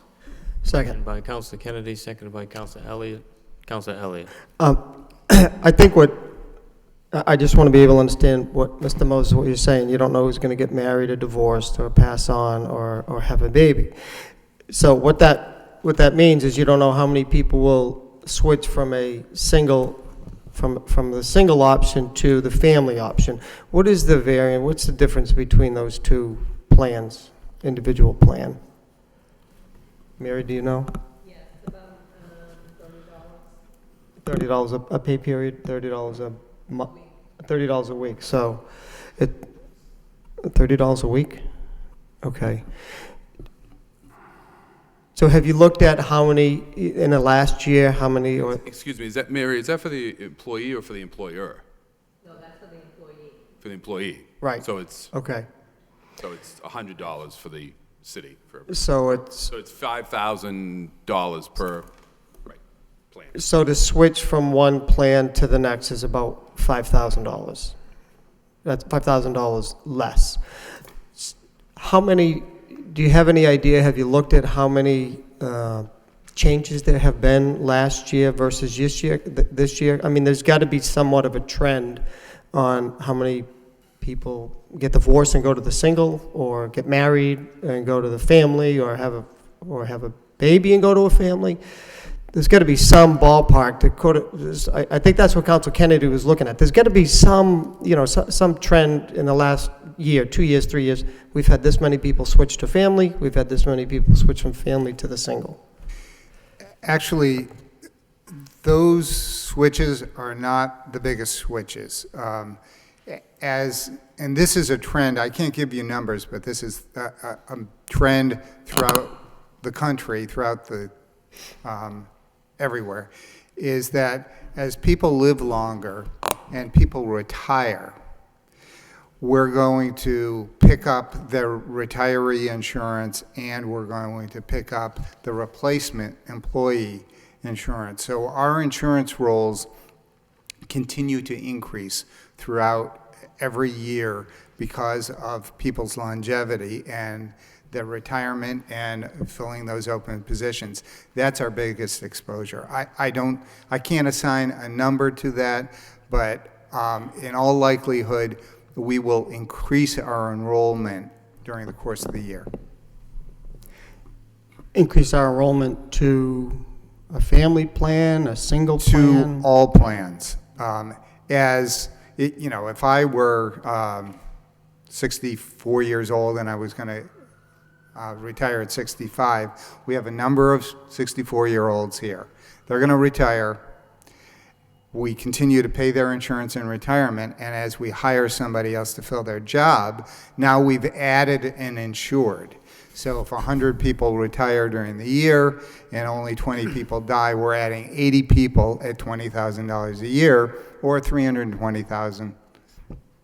So the numbers can be significant. They can run into the hundreds of thousands. That's where the real variation is. And how long does the city, how long are we responsible? Till 70? Till to absorb that insurance cost until they go on to Medicaid? Well, they go into, I think Mr. Moses was speaking to the Medicare costs that we'd still be responsible, so, and that we cover retirees till death. Right, and what's the annual cost of that for retirees? It depends on, excuse me? Well, that cost that we carry until... The Medicare till death, depends on whether it's an individual or a family plan, or it's all individual. It's all individual plans. Like, two people that have Medicare coverage and then they just pay for two supplements, it's like $95 a month, their share. And what's the city's share of that? That's the employee share, so the full amount, I don't know off the top of my head. Okay, this is educational for me. It's good to know what, and I'm sure from my colleagues, exactly, where we're going and how this is all evolving.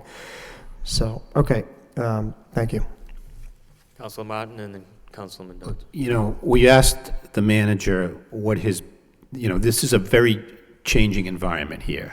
This is in flux. We're moving from a self-insured plan to a premium-based plan. They think this is the number. The manager said maybe it's 200 under, 200 over, but this is the number they think.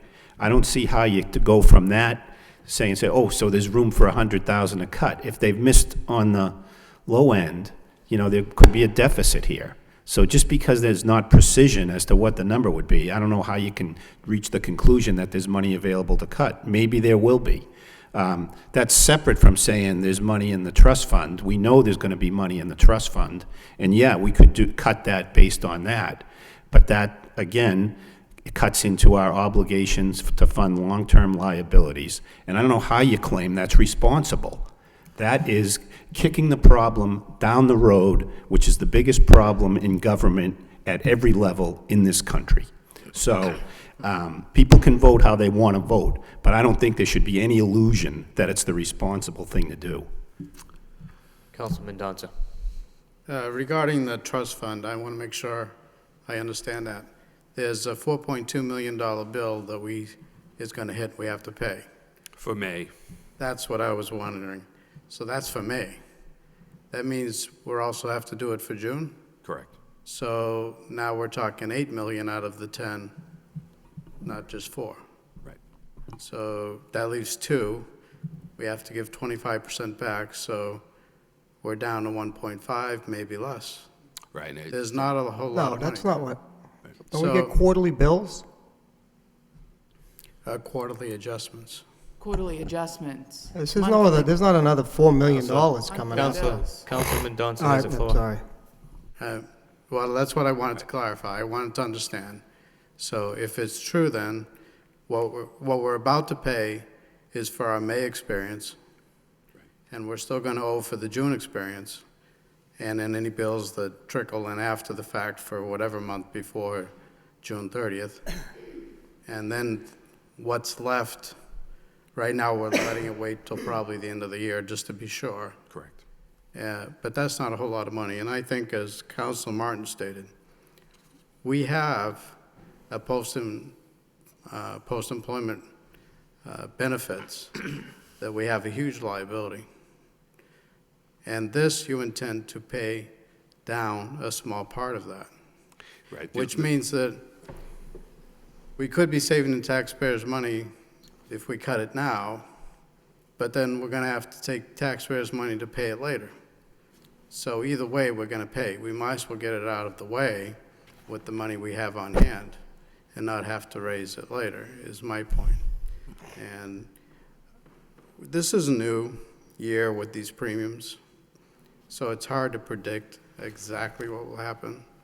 I'd rather be conservative and have a little extra in there and run a deficit, because it'll either become free cash if there's money left over, and then we'll learn in future years how much leeway we need. So in this case, I can't support cutting this right now. Council Lowry. Thank you, Mr. Mayor.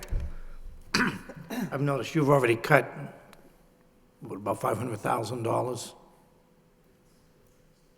That's the revised estimate, right, based on the Right, census and you information don't that know we which way it's going.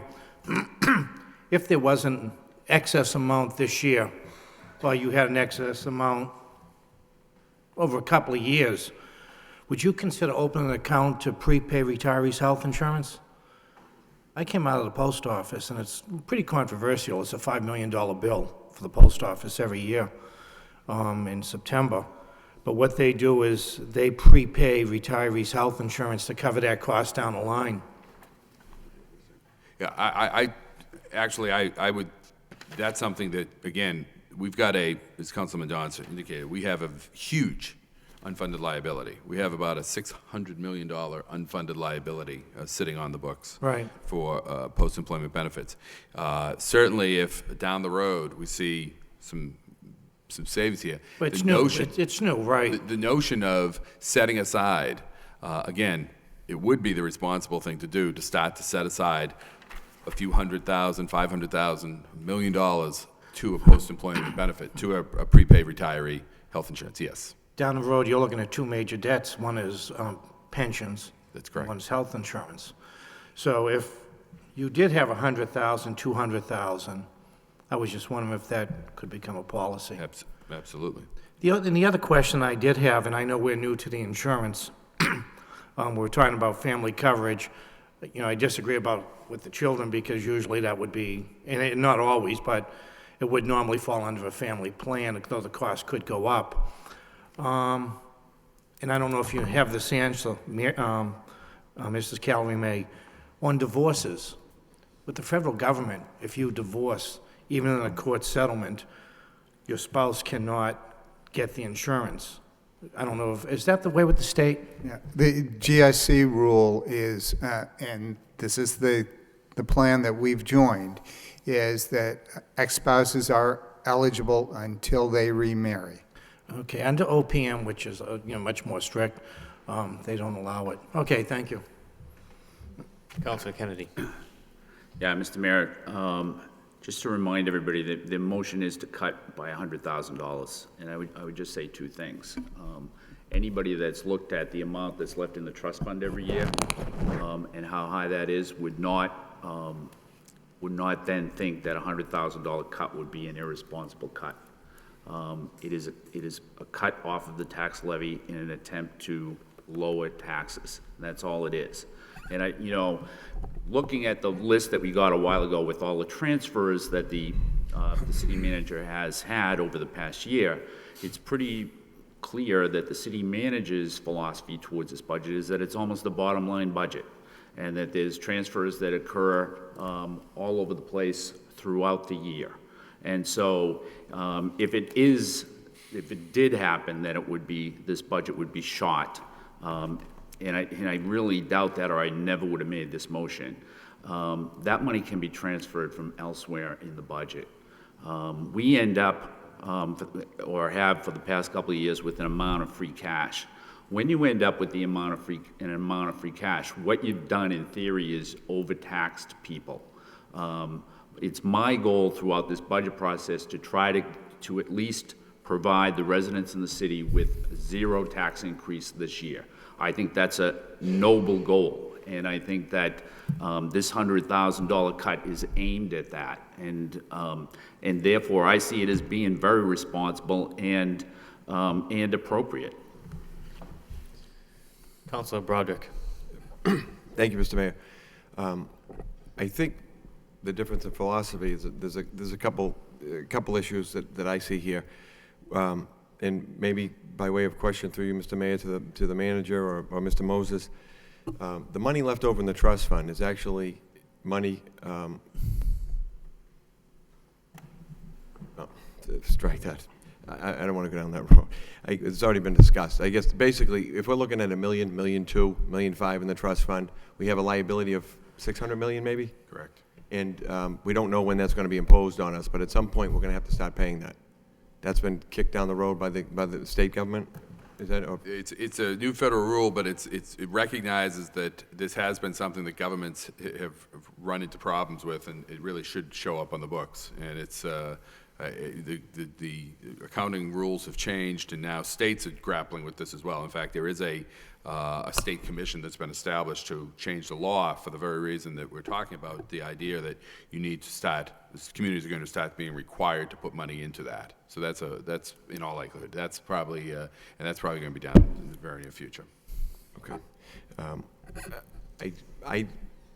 My philosophy on this would be that whatever money we get from the closing out that account should go towards a start, as piddly as it may sound, again, $600 million is a start to start paying that down, because the problem I see is this debt is going to grow, and it's going to be a debt that's going to be paid by maybe next generation or the one after for past generations. And I don't see how that's fair. I just, if we want to talk about user, pay as you throw trash in these other systems where users pay, then I think the fair thing to do is to start trying to clear these long-term debts that really are going to have nothing to do with the people that are going to get stuck with the tab. I understand the need to try to keep taxes down, level it off, but I think to continue to push something down the road with the hopes that we'll have money in free cash. I also know we talked in the beginning about revenues going out for the tax titles, and that's going to presumably bring receipts in. That's not included in here. So I'm pretty confident that we're going to get a zero tax increase. It may not happen until October, which politically may not be the easiest thing for us to do sitting here, but I think responsibly it's to fund the budget and not make cuts just to get that zero. I think we have to provide services. We have to make sure that we don't continue to push these burdens down the road for people that didn't get the benefit. That's the difficulty. It'd be like deficit funding our schools. And, my grandkids can pay for my kids to go to school. It's just, I don't see how that's responsible. Thank you.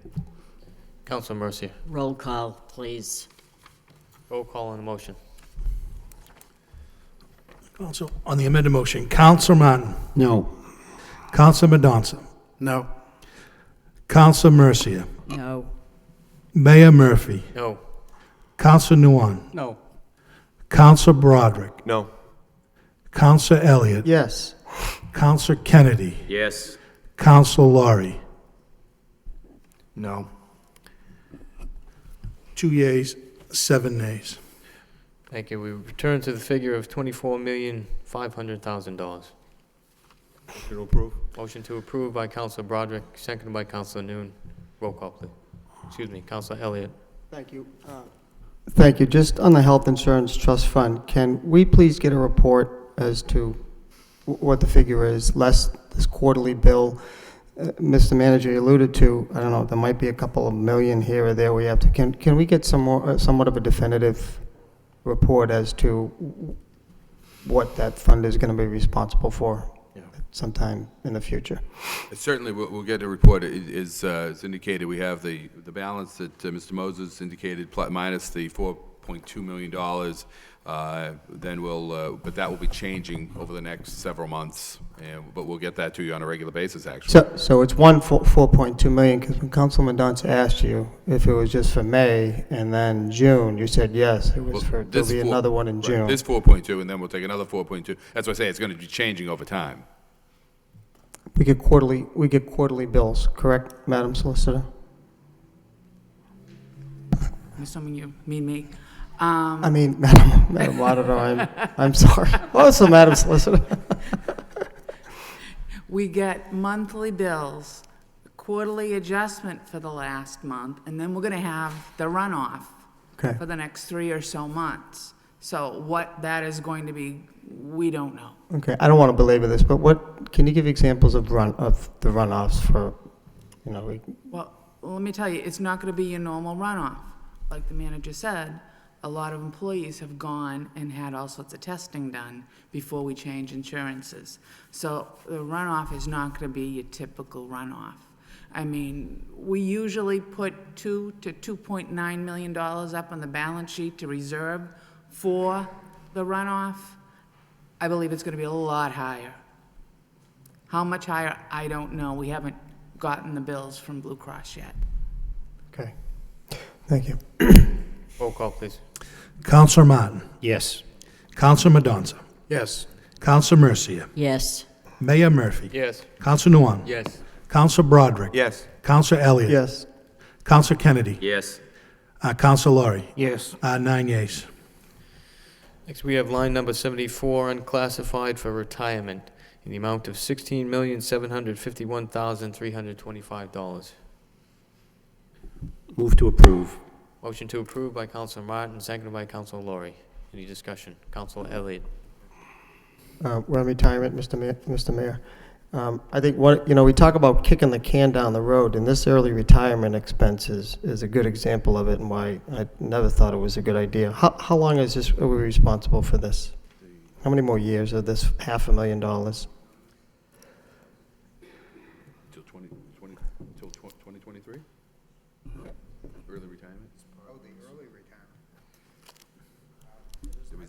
It was done in 2000, that's just the 2004, is the 93 still in there? Well, there was more than one that were done. 93 or 94, Right, and then and then there was another one, then there was a smaller one following that. 2014, 2004, we're responsible for 2014? 10 years. What was the total of,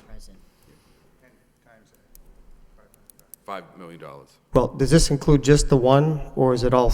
Because as far as I can recall, there was more than just one. I thought the 1993. Because there was an early retirement when we had layoffs, correct? One expired, that was the 93. Right. So that expired, so this is the 2004 that has the 10-year payout. 10-year. And then there was a subsequent one, I thought it was smaller, or was that just that was a payout? That was the one that we designed here. Right. It wasn't related to pension, it was related to A buyout? A buyout. Okay. Thank you. That's paid entirely. Any further discussion? Councilor Laurie. Thank you, Mr. Mayor. Just for a question, early retirement expenses, That's a payout, a one-time payout to reduce the rolls. No, the early retirement was, the early retirement in Massachusetts in 93 and 2004 was allowing people to add 5 years onto either age or years of service or combination for calculating their pension. But to leave. Correct. Right, so they reduce the rolls. Well, yes, supposedly. Okay. Well, that's usually where the savings comes in. It is. Councilor Elliott. Yeah, but it's not a good thing, and we talk about kicking the can, and when that was voted, it was to take people off the payroll, but, you know, till 2014, it's a hit against the retirement system, which taxpayers have to put in $160 million. Why? It doesn't work. It sounds good at the beginning, and then it puts an additional burden of years that we have to pay. So that's why it's wrong. And you know, we have individuals talking about kicking the can down the road on health insurance. This is one that we're going to pay a lot of money for a long time, and it's a burden to the people paying the bills. Any further discussion? Roll call, please. Counsel Martin. Yes. Counsel Madonza. Yes. Counsel Mercia. Present. Mayor Murphy. Yes. Counsel Nguyen. Yes. Counsel Broderick. Yes. Counsel Elliott. Yes. Counsel Kennedy. Yes. Counsel Laurie. Yes. 8 yeas, 1 present. We have line number 75 unclassified for the Medicare tax in the amount of $2,400,000. Move approval. Move for approval by Councilor Kennedy, second by Councilor Laurie. Any discussion? Roll call, please. Counsel Martin. Yes. Counsel Madonza. Yes. Counsel Mercia. Yes. Mayor Murphy. Yes. Counsel Nguyen. Yes. Counsel Broderick. Counsel Elliott. Yes. Counsel Kennedy. Yes. Counsel Laurie. Yes. 8 yeas. Next, we have line 76, unclassified claims and judgments in the amount of $900,000. Move to Councilor- approve. Motion by Councilor Laurie to approve, seconded by Councilor Martin. Councilor Elliott. Madam Solicitor, could you just speak to these? Some of them have significant increase, particularly court judgments. FY11, looking at 78,000, and the request this year is for 200,000. Is there any trend? Is there any particular area that you see a regular fee or cost? Not really. I mean, in terms of regular fees and costs, we do have some, what we refer to as structured payments. And those are payments that we may settle a case, but instead of getting hit all at once with a lump sum, we try to spread out those payments so that they're more manageable and it's easier to budget. So in other words, you don't have to worry about budgeting for, I always do that, a sudden spike if you have a general policy where you're going to try to manage some of these structured payments. So we do that, and that's helpful. But you can't obviously readily control when you're going to get hit with a judgment and then the costs associated with that. So there's an element to it that we try to manage as best we can, and then there's an element that is ultimately beyond our control. Do we know what we spent last year on that? Or what page is that on, Madam Auditor? Do you know? In this year-to-date report that? This past year? Page 6. I'm sorry? Page 6. 6. In terms of what we spent this year in judgments?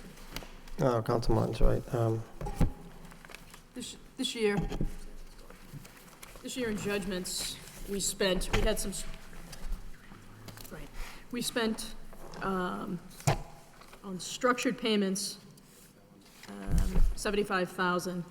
We also had a wrongful death settlement, and this year was the first of what will be 2 installments, and that was an additional 20,000. And we also have pending an MCAD matter, excuse me, which is an additional 35,000.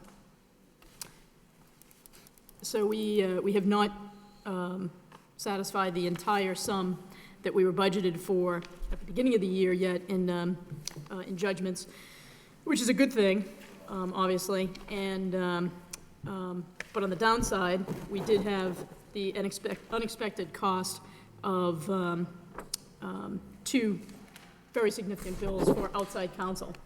So we are able to satisfy those internally within the law department, and that would be by way of a transfer that would be subject to council approval. Okay. I don't really like to underfund these because you never know what's going to come, but it seems like there are still some substantial line items, and I have seen transfers in the past come in, so I'd like to make a motion to reduce this line item by 25,000, bottom line off to 900. Actually, if I could, Council, just speak to that for a minute, just to give a quick forecast. While I understand the rationale behind it, next year we have already, in terms of structured payments, which is the highest I think we have, at least in the past 5 years when I took a look at it, we have structured payments set up for next year of $150,000, which actually is double what we had for this year. And then the following year, it will drop back down again. So that would leave roughly $100,000 of free cash for any upcoming judgment. And if you cut it by, say, another 25, that would leave us only with 75,000. No, I was looking at the total line of 900,000, not that just particular, not that one line item. Oh, okay. Motion by Councilor Elliott to reduce by 25,000. Second. Seconded by Councilor Kennedy. Any discussion on the amended motion? Roll call, please. Counselor Martin. Yes. Counselor Mendonça. Yes. Counselor Mercia. Yes. Mayor Murphy. Yes. Counselor Nguyen. Yes. Counselor Broderick. Yes. Counselor Elliott. Yes. Counselor Kennedy. Yes. Counselor Laurie. Yes. 9 yeas. Motion to accept the bottom line. Motion by Councilor Broderick, seconded by Councilor Martin. Roll call, please. Counselor Martin. Yes. Counselor Mendonça. Yes. Counselor Mercia. Yes. Mayor Murphy. Yes. Counselor Nguyen. Yes. Counselor Broderick. Yes. Counselor Elliott. Yes. Counselor Kennedy. Yes. Counselor Laurie. Yes. 9 yeas. Next, we have line number 77, unclassified other insurance in the amount of $281,000. Move approval. Move for Second. approval by Councilor Mendonça, seconded by Councilor Broderick. Any discussion? Roll call, please. Counselor Martin. Yes. Counselor Mendonça. Yes. Counselor Mercia. Yes. Mayor Murphy. Yes. Counselor Nguyen. Yes. Counselor Broderick. Yes. Counselor Elliott. Yes. Counselor Kennedy. Yes. Counselor Laurie. Yes. 9 yeas. Next, we have line number 78, unclassified for North Middlesex Council of Governments in the amount of $28,334. Move for approval by Councilor Mendonça, seconded by Councilor Broderick. Any discussion? Councilor Mercia. Thank you. I just have a question. Is that NIMCOG or NIMCOG? Okay, thank you. Roll call, please. Counselor Martin. Yes. Counselor Mendonça. Yes. Counselor Mercia. Yes. Mayor Murphy. Yes. Counselor Nguyen. Yes. Counselor Broderick. Yes. Counselor Elliott. Yes. Counselor Kennedy. Yes. Counselor Laurie. Yes. 9 yeas. Mr. Mayor, point of information. Just curious, would the clerk have a tally as to the total number of, or total dollar figure that we have cut? $208,510. 208, oh, all right, thank you, Mayor. That's total through the process so far. Right. Correct. Yeah. We have,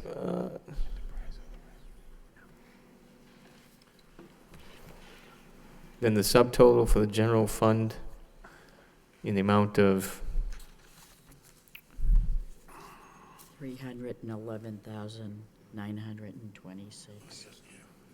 Oh, on that bottom line. This is a subtotal for the general fund. 282 million. Minus the 208,510. It's 282 million. No, that's not. Yeah. Right, and then subtracting the 208,510.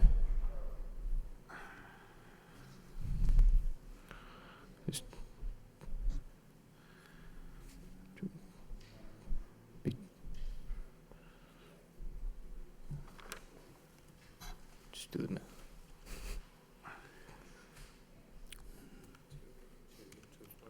$42, so 441. I was off by $10 there. My math is $10.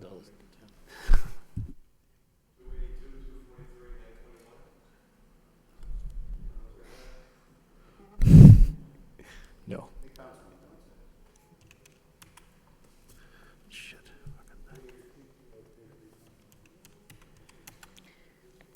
280. 279,950. No. No, I think we're a little off there. 282 million. 241. 241,000. 921. 921. 282, 241, 921.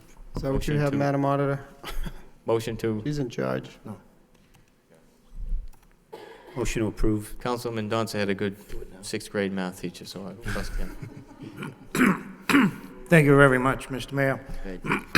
Yesterday, a vote was taken, I was on the prevailing side, and that was on the police overtime by $100,000. And I'd like to go back and to reduce it by $100,000. I voted, excuse me, no. And looking at the figures last night, or Thursday night, and going back to Councilman Dance's argument, it's, excuse me, probably the largest single budget outside the school department. And when you looked at the total overtime and dropping it by $100,000, I think it still brings us less than what was spent last year. So I want to make a motion to bring that back, to reconsider that vote and bring it back to reduce the police overtime by $100,000. Motion by Council Laurie, seconded by Council Kennedy. Any discussion? Is that motion in order? It's like the solicitor's view on The that. motion for reconsideration, I believe, solicitor. Before we get to the bottom. Under your, No, it's not debatable. under the It's a rules, point of order. Rule 11, the question of reconsideration, a motion must be made by one who voted with the prevailing side, which did happen in this case. However, provided notice of same has been given to city clerk by the close of business on the following day. So the meeting was Thursday, and under the rules, notice of a motion for reconsideration would have had to have been submitted to the clerk on the following day, which would have been the end of the day on Friday. So it's Council Kennedy. That wouldn't hold for the budget sessions, though, right? How would, certainly you can move to reconsider during the budget session, and you can't wait a 24-hour period for that. That doesn't, I mean, that's not practical. The rule actually doesn't specify, I understand what you're getting at. The rule doesn't specify, however, that it's 24, for example, by the close of business on the following day at the close of the meeting. It's just the following day, I assume, after the action has been taken. This meeting, arguably, for example, could go on, say, for days. I certainly would argue with that. So in any event, the rule isn't written in that way. There isn't that sort of specificity that may very well have been of how it was intended. That's certainly the way it would normally work, because most of our meetings, thankfully, are over in a single session. So then wouldn't it be your position that since the rule isn't written in that way, that the rule would not apply for the budget session, and so then you would just fall on Robert's rules, and therefore the motion would be in order? No. These rules apply to all of our sessions. And what I'm saying is that the rule as written and as applied would mean that the motion had to have been filed with the clerk the following day after the action that is subject of reconsideration. Councilman Mendoza. Point of order, I'm not sure that it will change the outcome, but clearly the solicitor is referring to our rule prior to amendment. We amended that rule. Okay. That's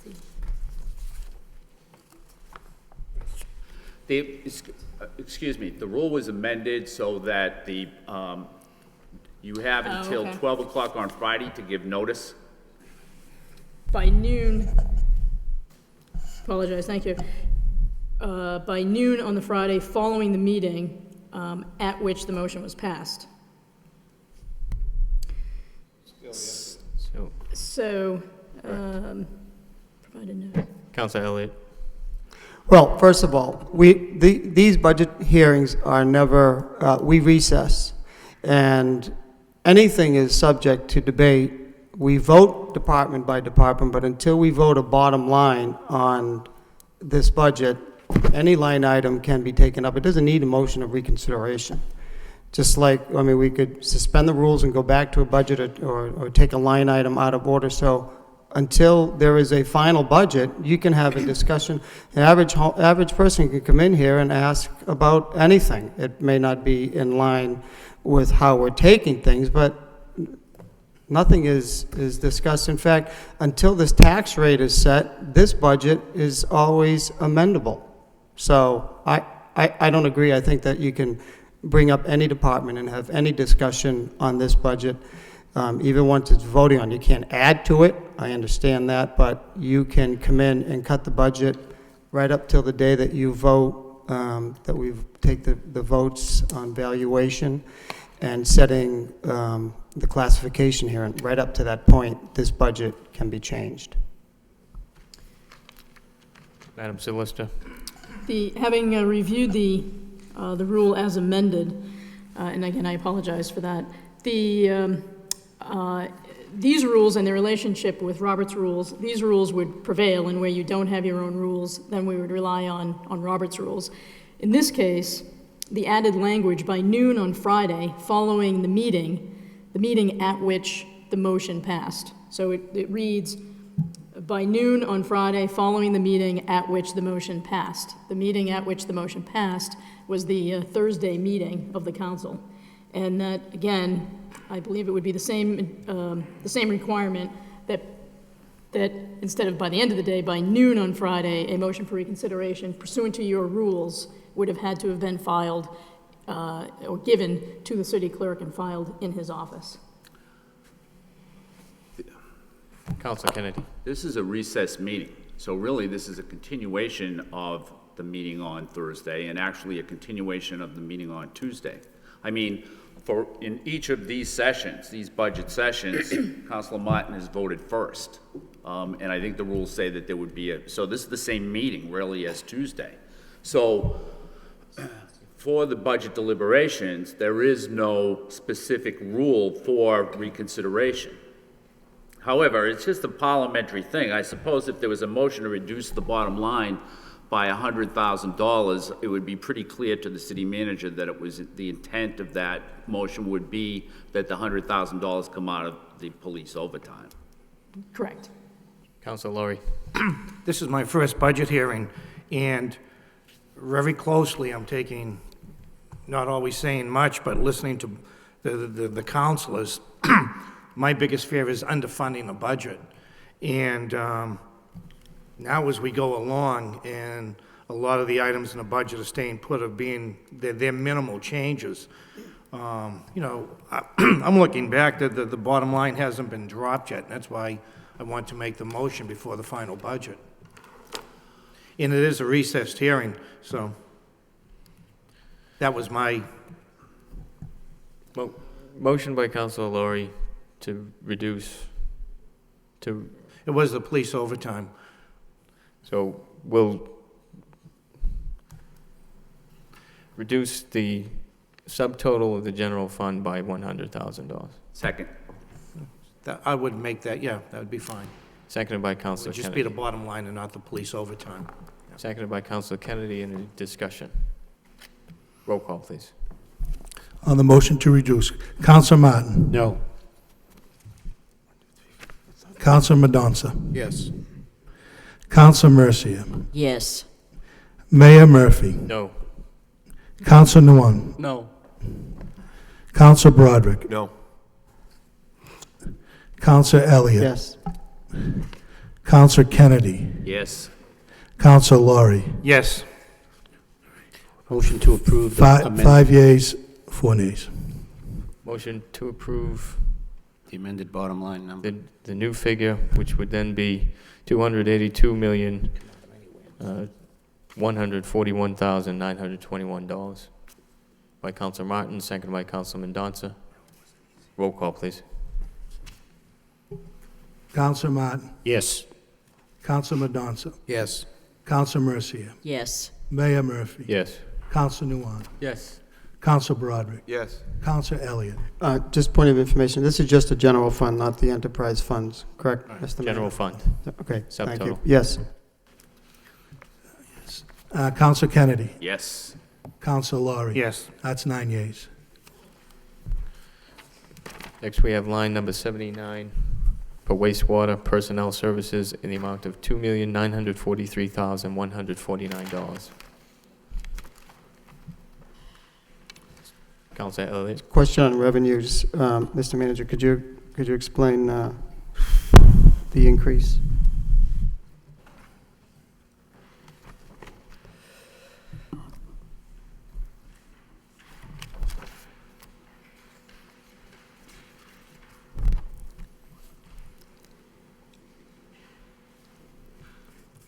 Looks like there's $1.5 million increase. Mr. Young, can you speak to the increase in revenues?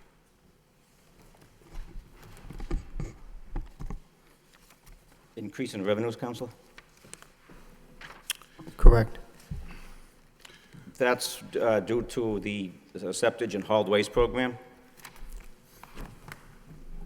So we're taking in $1.5 million in addition to that? Oh, right, there's Yes. the increase in that, and there's the 5% increase in the rates. Yes. Halfway through the year. This anticipates council approval of the 5% increase in rates. Okay. So what's that average? So there's going to be if this vote, there's going to be a sewer rate increase and how much is that, the average increase to the average consumer? 5%, I believe it was $6, $7. $6 or $7? I believe. $6 or $7 per year Yes. on top of, do we know what the average rate is right now, the average homeowner bill? Around $271. $271? Okay. How much more are we taking in its septage, right? All hauled waste. We have 3 primary customers for hauled waste: septage. We have leachate from the turnkey landfill in Rochester, New Hampshire. And we have some what's termed blowdown water from the coal-fired power plant in Bow, New Hampshire. And in addition, we're pursuing this emerging market in hauled waste, so we're pursuing 3 other accounts. One is a yogurt producing company within an hour's drive of here. Another one is a food processing company in Ayer, Mass. And another one is a truck washing facility not too far from here. So we're trying to pursue these accounts to bring in more revenue to wastewater. How much do you bring in from those? How much of this increase is just for attributed to the rate increase? And what is the difference? How much revenue do you raise from taking in those 3 sources?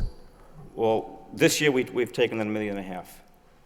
Last year we took in $2 million. The reason for the decrease is that the coal-fired power plant in Bow, New Hampshire is not operating right now. Right, that was going Gas to be is my cheap. question. So that is the reason that we're seeing that decrease. Septage, however, is increasing. Right. Now, we take it in, but then you have to ship sludge out, right? Why is that? Because there's a cost there, isn't it? Yes. How much does that cost? Why are we shipping out the sludge, and what does that cost? It's the only way we can dispose of it. We can't treat it on site. So it's either shipped to landfill in New Hampshire, or it's incinerated in Connecticut or Rhode Island.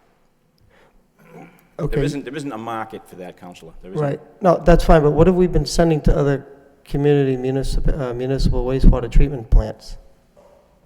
What do others do? You have been we've been transporting stuff up to, other municipal wastewater treatment plants. Thought it was sludge. Well, like I said, there's two of those incinerators out of state. One of them is owned by Synagro, which is a sludge hauling company, and one of them is a municipal landfill. But we don't, a municipal treatment plant, but we don't pay them to take it. We just pay for the hauling, like Nashua or Manchester or Haverhill. Okay. How much is that? Would we have to pay a hauler to do that? Yes. It's over $2 million a year. Okay. What else have we been transporting out then? We've been transporting to other wastewater treatment facilities. That's just the sludge. We do have to get rid of grit screenings and trash, and we do have to get rid of scum that accumulates at the treatment plant, or fats, oils, and grease that accumulate on top of the tanks. So we do have to get rid of these materials, these residuals also. Why is that? We can't. Why is that? Because we can't treat them. We have to. Well, it's the material that we collect from the catch basins when we clean them. It's trash that we generate at the plant, and it's also, like I said, fats, oils, and grease, which is what collects at the treatment plant on top of the wastewater, which is skimmed off. We don't have a program to actually enforce this with city restaurants, city businesses. It's something that we need to pursue, because it's also a lot of associated costs to get rid of this material, handle this material, and it causes problems out in the collection system with blockages in the lines. How much is that? And I'm asking these questions because the budget we have in front of us is just one line item of $7.8 million for ordinary expenses. So that's why I'm asking these questions. How much is it our cost to do any disposal of materials that we can't process there? That's the line item for sludge. It's all under the sludge removal line item, and that's $2.95 million. Okay, thank you. Councilor Mercia. Thank you, Mr. Mayor. Through you to Mark Young. Under wastewater treatment plant collection, we have, I know we contracted street sweeping out, but why would it come under your department? Why isn't that not under DPW? What does street sweeping have to do with the wastewater? Because of the pending stormwater regulations that will be promulgated and coming out this year by EPA, the city is going to be mandated to sweep city streets once in the spring, once in the fall, twice a year. We have to keep track of these materials that we dispose of them, have to make sure they're disposed of safely. So the cost of that operation really is part of the stormwater program that's under the wastewater purview. And what do you do with that sand that you're taking from the streets? It's brought up to the landfill, and the company that has the contract to sweep the streets in the past disposed of it. As you noticed that the line item went down considerably. We did a contract through the Merrimack Valley Planning Commission for street sweeping, and that contract would be over around $200,000 for the city to do that. DPW gave us a proposal to retain that service in-house. By them doing that service in-house, which would be paid through the wastewater budget, we're going to save approximately $100,000, because the city has 506 what's termed curb miles to do twice a year. That's over 1,000 miles that we're looking at doing for street sweeping. And by doing it in-house, we're going to save around $100,000. All right. Any further questions? Councilor Kennedy. I'm sorry, what'd you say the curb miles, what'd you say that was? 506. And so is that basically, you took the street and then multiplied it by 2? Yes. Yes. Sometimes when I go by there, you don't notice that you're going by there, and then there's other times when you go by and it can be, there's a strong odor. And that's, I can remember that over the years being an issue from time to time or periodically. What makes that happen, and why is it not constant? Why does it just happen at certain times and then at there's other times when it doesn't? Well, thank you, Counselor. This is something I like to talk about in front of the council. As you know, the nature of our business, it's odorous.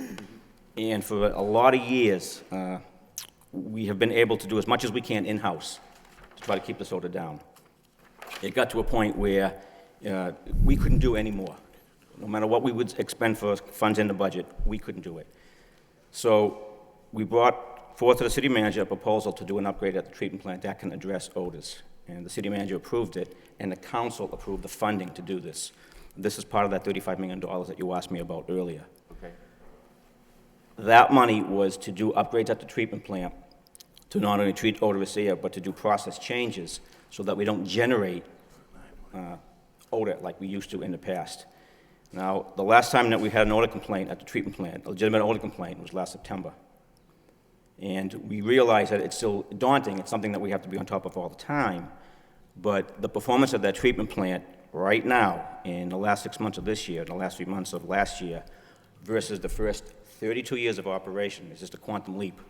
And I've heard from various councilors, I've heard from the constituents, I've heard from my neighbors, I heard from the workers, that people are really appreciative of what the manager and the council has done to make those odors go away. Yes, and I would agree with that. For the most part, when I've gone by there, you don't even notice that you're going by. Mm-hmm. However, within the past 6 weeks, I've gone by maybe 8 weeks, a couple of times, and the odor has been strong. Mm-hmm. And I don't recall whether it was right after, like I know, and I think it's still the case, like if there's a strong rain, then it just kind of flushes everything out. Yes. Right? And so there would be an odor then, probably. Yes. But I don't remember that was the case when I went by. But are there other events that cause there to be an odor in that area? There can be. One of the things that, and we really don't have much control over, as a matter of fact, that last odor complaint in September that was due to this, we have, as Councilor Elliott said, we have to haul the sludge out of the treatment plant. Yeah. So when the contractor comes in to remove the sludge, he has to open up the doors to get the trailer out. He has to cover the trailer. Then he has to drive that trailer out of the treatment plant. Yeah. That can be quite odorous. And that complaint that we had in September was a woman that called while that truck was leaving the treatment plant. Okay. This was in the early evening, is my recollection. So are there processes that go on that maybe generate odor?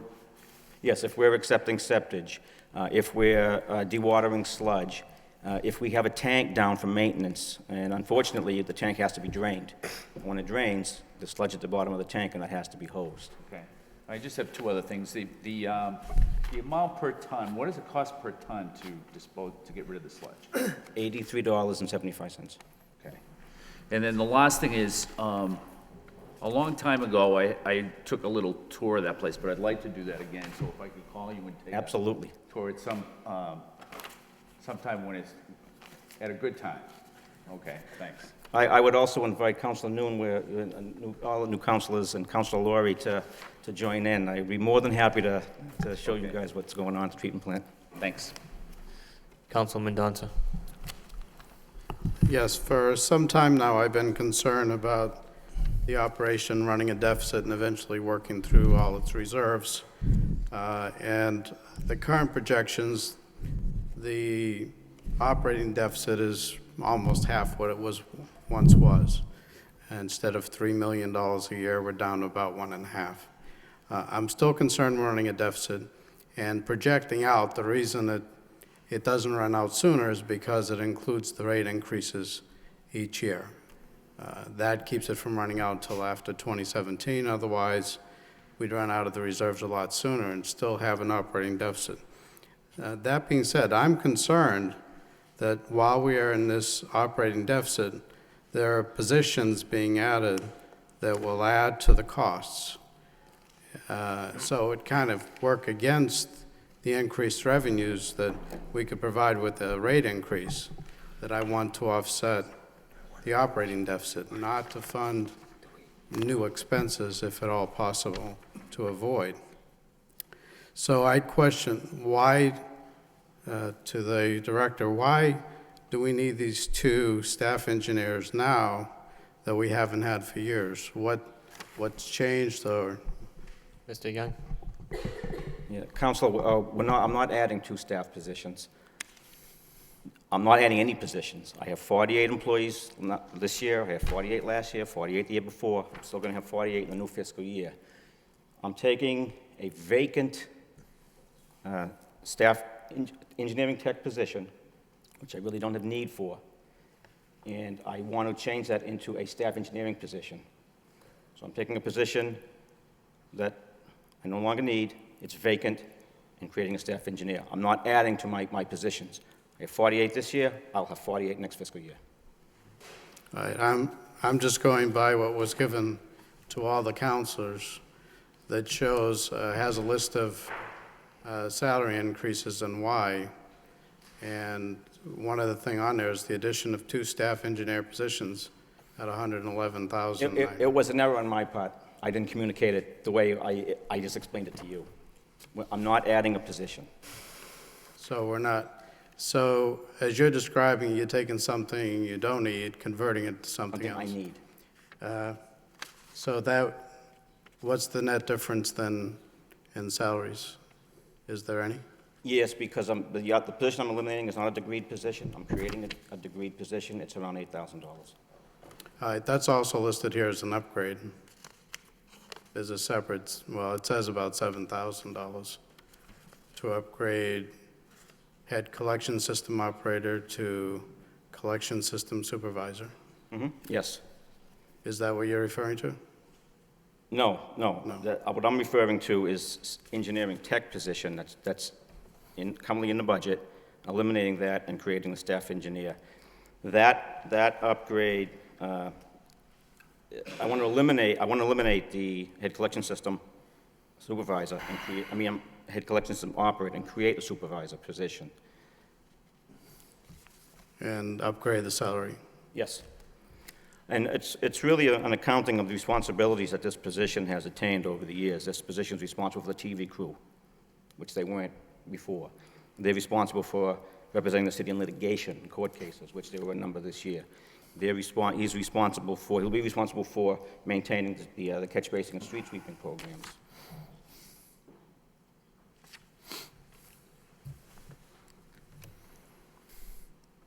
Okay. Well, yeah, I'm trying to reconcile what I have here with what I have in the salary. Clearly, in the budget book, the salaries don't increase as much as this handout would indicate. So I'm not sure Mr. Moses or the manager could speak to that. Yeah, I can clarify. There are no new positions. What Mark is trying to do is upgrade a couple of positions, 2 of which are vacant. He talked about the tech positions going to engineer positions. There are several $1,000s there. He also talked about the collection system operator going to the collection system supervisor. There's potential there. And in addition, there's another clerical position that there's a potential for $3,000 to $4,000 there. But there are no new positions. The increases are either steps, the $500, or those potential upgrades. Now, bear in mind, all the upgrades are to union positions. They need to be negotiated with the unions. So I'm still confused about the additional 2 staff engineer positions that are listed here. There are 2 positions that were funded last year, are currently vacant, that are not funded, an engineering tech and a senior lab tech. It's the conversion of those 2 vacant positions that the funding is suggested to be eliminated, and then filling them with 2 engineering positions. All right. Were those 2 vacant positions funded, or were they just being held for? They were funded last year, yes. For a full salary? Yes. All right. Thank you. Any further discussion? Councilor Elliott. Thank you. Let me apologize, Mr. Mr. Young, there is detail in the book. It's just, it's not on 274, it's on page 283. We didn't get a year-to-date expense report on the enterprise funds, right? I didn't anyway. So all of these, Madam Solicitor or Mr. Moses or somebody that has access to the, what do we have left over for balances? Or is that- I ran a report. I ran it this morning. I can make copies. Okay, I'd like to look at it anyway.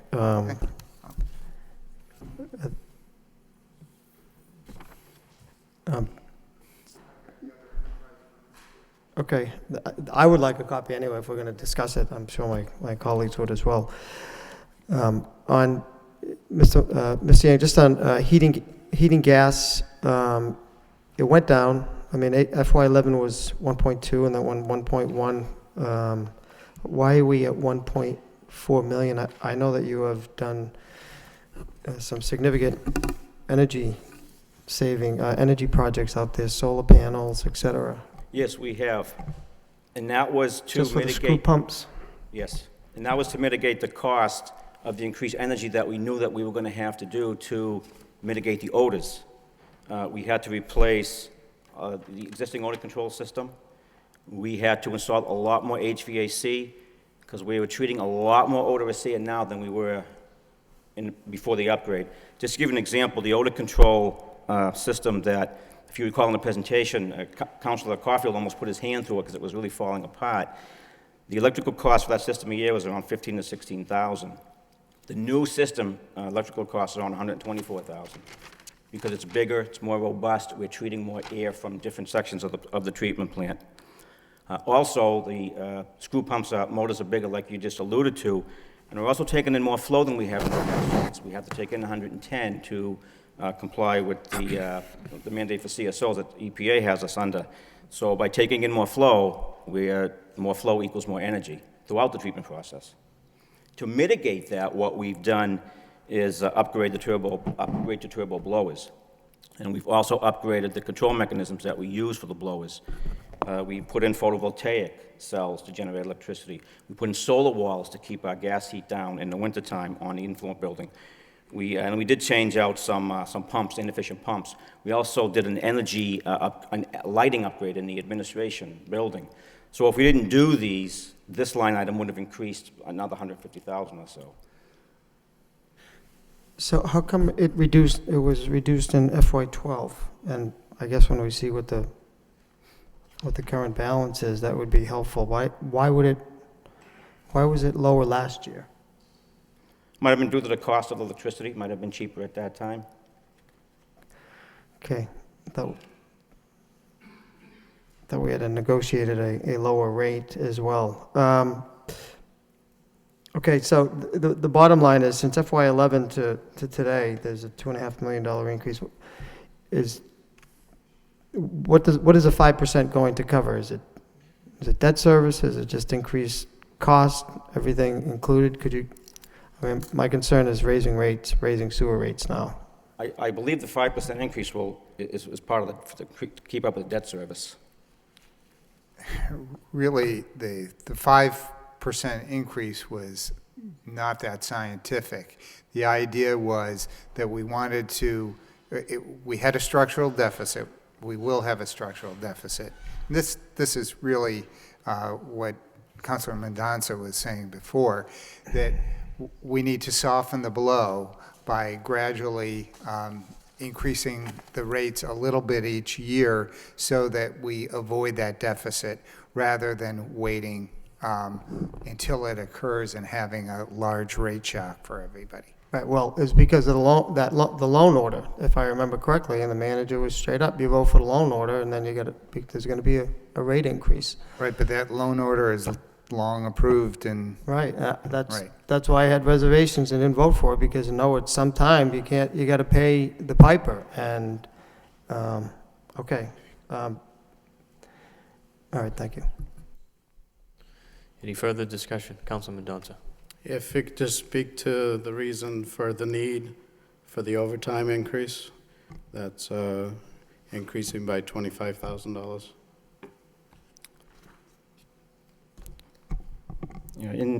As far as the overtime, in the past, Counselor, I've always exceeded my overtime budget, and we've needed transfers into it. Just to give you an example, in 2009, we had to transfer in over $22,000. In 2010, I had to transfer in a considerable amount of money. So I wanted to project a more realistic overtime budget to the manager and to the council, so that I'm not looking at doing any transfers in. As a matter of fact, we have taken steps to try to reduce overtime also. All right. So I can see from the last actual, it was 229,000, roughly 230,000. Yes. And so you're going to, the request approved by the managers for 220, increase from 195. Yes. But you've spent at least that. Yes. Historically. And, okay, so, and I will appreciate anything you can do to hold down overtime costs. Obviously, any costs in this department, we need to hold down, and so we can eliminate the operating deficit over time. We have eliminated around 400 hours of overtime by not having lab coverage on weekends. And we're seeing a reduction in overtime through the upgrades at the Screw Street pump station and with our regular screw pumps that we're not having to do emergency call-ins and work that we've always had to do in the past years. Thank you. Councilor Lowry, and then Councilor New. Thank you, Mr. Mayor. Looking at just the chemical supplies, in FY12, there was a huge bump, and then this year, yourself and the administration both are looking at about a $90,000 savings. Why would that be? We're more efficient Okay. with the upgrades. We're able to be precise on chemical addition. We're being able to be precise on the use of chemicals. We're trying to eliminate as much chemical usage as we can. So the upgrade actually helped us to reduce this line item. That's a substantial savings by yourself and the administration. Will that go down, continue possibly? That's my plan. Okay. As we even get better, and this is the first year we're going to have complete operation of the treatment plant with the upgrades. So by being able to tweaking some of the processes and being able to manage them a little better, I'm hoping that we can reduce it. I'd just like to say, we were talking about the odors a little earlier, and I live right across the river. I haven't heard a complaint in years, so whatever you're doing, yourself and your staff, you're doing a good job in that respect. And, Thank you. Yeah. Thank you. Councilor Noon. Thank you, Mayor. Through you to Mr. Young, through the managers. Mr. Young, what do you use the professional service for? Professional service, it's for calibration of equipment, lab equipment. We have an audit for our ISO program. We have to pay the auditor for that. Medical waste disposal. A lot of it's used for lab testing, both what's required for our permit through EPA and for our pre-treatment program, where we have to test the industries before they discharge into the source system. We pay for medical fees, physical shops for employees, communication fees with the FCC for our license, for the radios that we communicate with from those remote stations, medical safety services. We will be doing a number of purchases above and beyond what we're doing this year. A lot of the warranties are up on some of the equipment that we had during the upgrade. So we're going to have to do some service contracts for the emergency generator, for the electrical switch gear, for our SCADA systems, which we haven't had. So these are going to be added on expenses in addition to the green roofs that we have. And we're also looking at purchasing an upgrade for our ops system, which compiles all this information and data that we have to send to EPA and the agencies. The system that we have is old, antiquated, and we need to have that updated. You indicated that you use it for a number of things, including a service contract. Are you anticipated an increase in that, and that's why you're asking for Yes. $40,000 more? Yes. All right, thank you. Any further discussion? Need a motion on the floor? Move approval. Move for approval by Councilor Broderick, seconded by Councilor Lowry. Roll call, please. Counselor Martin. Counselor Mendonça. Yes. Counsel Mercia. Yes. Mayor Murphy. Yes. Counsel Nguyen. Yes. Counsel Broderick. Yes. Counsel Elliott. No. Counsel Kennedy. Yes. Counsel Laurie. Yes. Next, we have line number 80 for wastewater ordinary expenses in the amount of $7,815,200. It's the wish of the council. Move approval. Move for approval by Councilor Broderick, seconded by Councilor Laurie. Any discussion? Roll call, please. Counsel Martin. Counsel Madonza. Yes. Counsel Mercia. Yes. Mayor Murphy. Yes. Counsel Nguyen. Yes. Counsel Broderick. Yes. Counsel Elliott. No. Counsel Kennedy. Yes. Counsel Laurie. Yes. 7 yeas, 1 nay. We have line number 81, wastewater for debt service in the amount of $5,693,436. Discussion?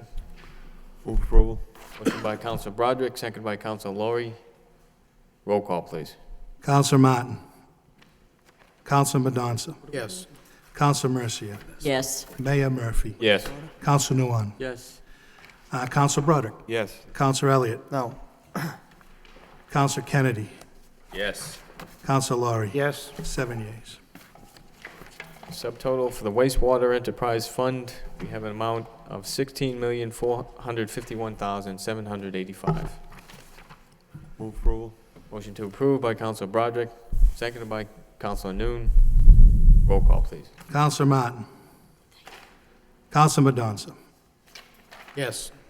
Counsel Mercia. Yes. Mayor Murphy. Yes. Counsel Nguyen. Yes. Counsel Broderick. Yes. Counsel Elliott. No. Counsel Kennedy. Yes. Counsel Laurie. Yes. 7 yeas. Next, we have line number 82. Mr. Manager?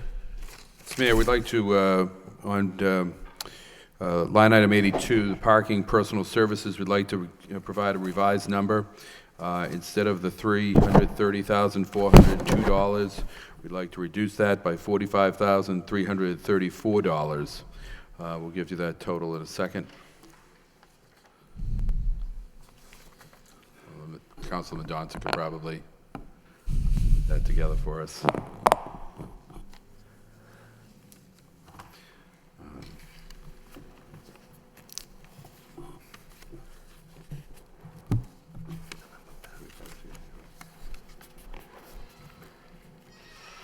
Two, 260. 285,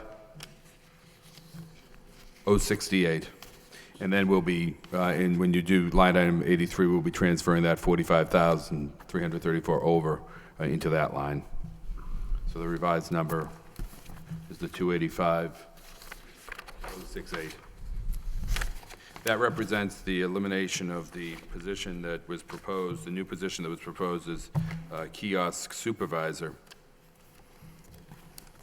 We may come back to the council at a later date with some changes, but at this point, we want to review that position, that proposal of that position, and discuss that with our external auditors, as well as seek some other guidance on that issue. So we have then, under the revised line number 82, parking, personnel services in the amount of $285,068. Councilor Elliott. Thank you, Mr. Mayor. Mr. Manager, what is the reasoning behind taking it out and moving it over, and you may bring it back first and foremost? And secondly, there's an individual's name in the budget on there. Why is that? If it's a new position? It is a new position. And if it's a new position, how can there be an individual in that line item? It clearly has to be advertised, et cetera, so why are you taking it out? I suppose, why was it in there to begin with, and why are you taking it out, and why not just remove the $45,000? It was previously in the ordinary expenses. It was part of a contract service provided by Central Parking. An argument was put forward to me back in the spring or proposal made to me in the spring that I saw some merit in, to have the operations of the kiosk become the function of a city employee, believing that there may be some benefits to have that be done by a city employee that could then interact with central parking.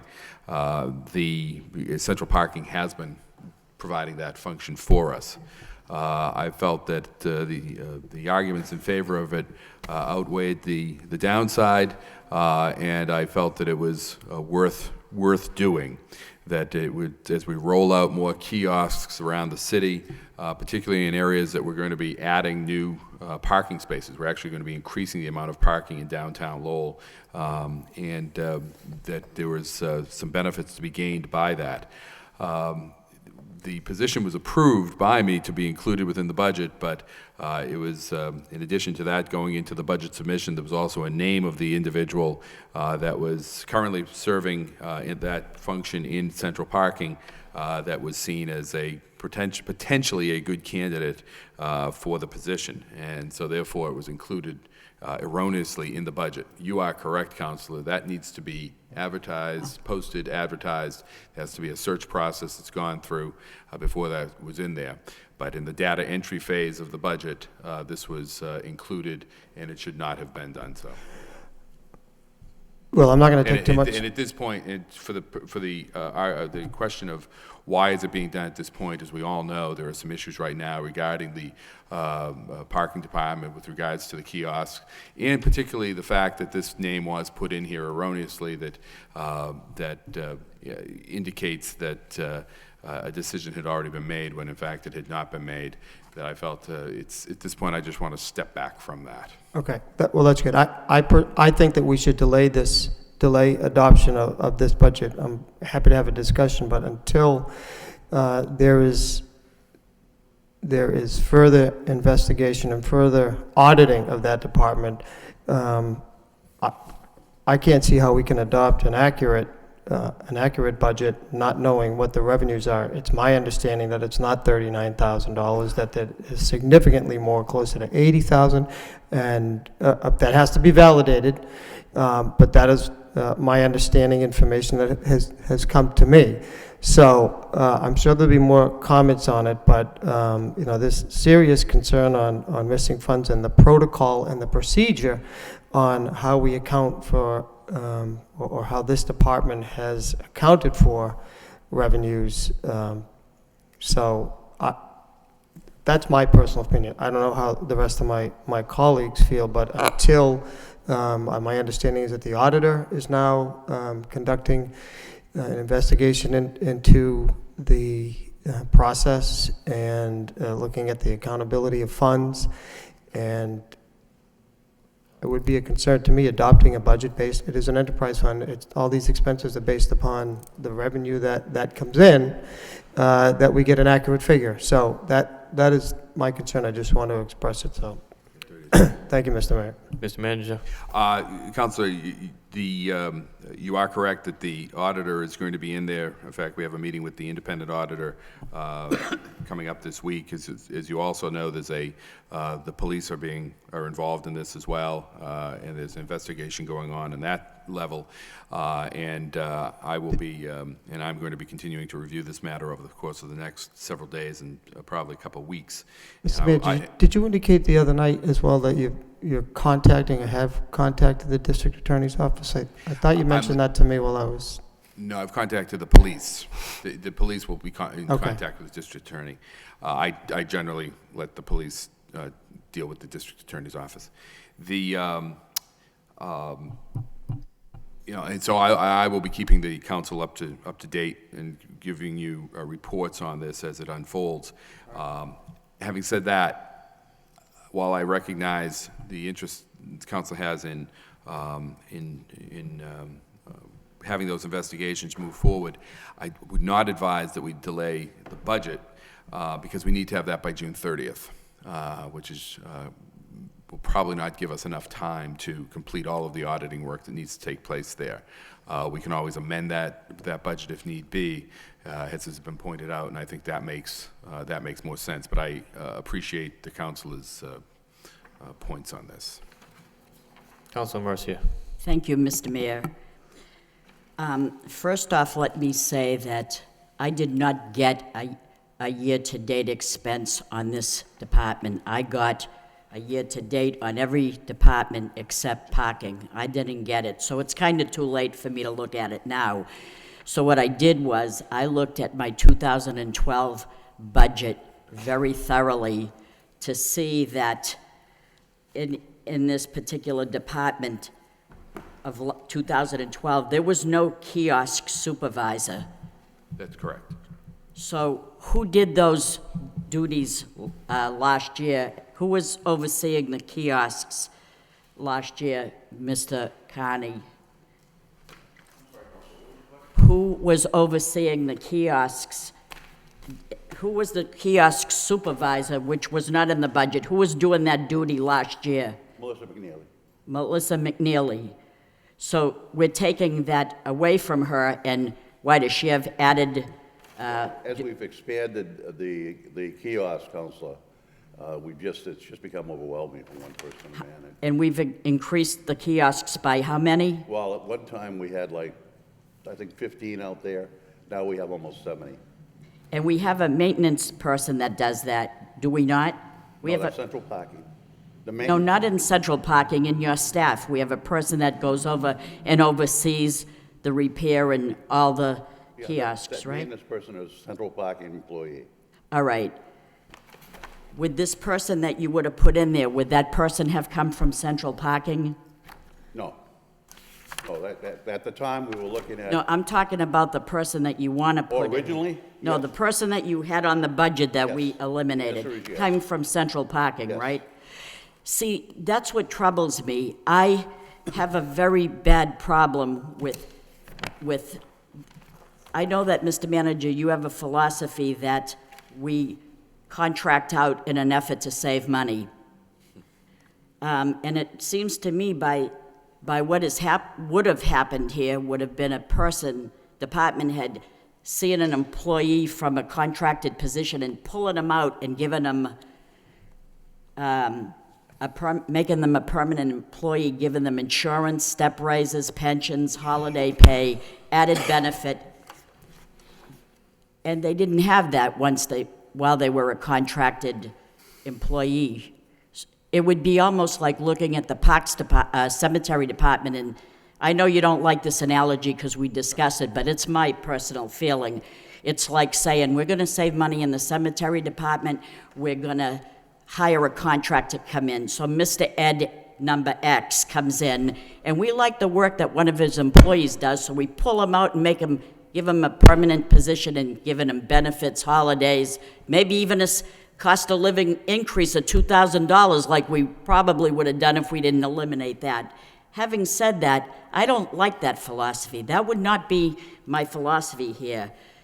And I know that it's been done before because I know in that department other people worked for central parking and have gotten permanent jobs. I can name them, but I'm not here to name names. People don't matter to me. I don't know the people that I'm discussing. And we know that, so I'm concerned about these people. Are they bonded? Yes. They are bonded. Central parking is The bonded. people that take the money out of the kiosks, Yes, they are. they're bonded. Yes, they are.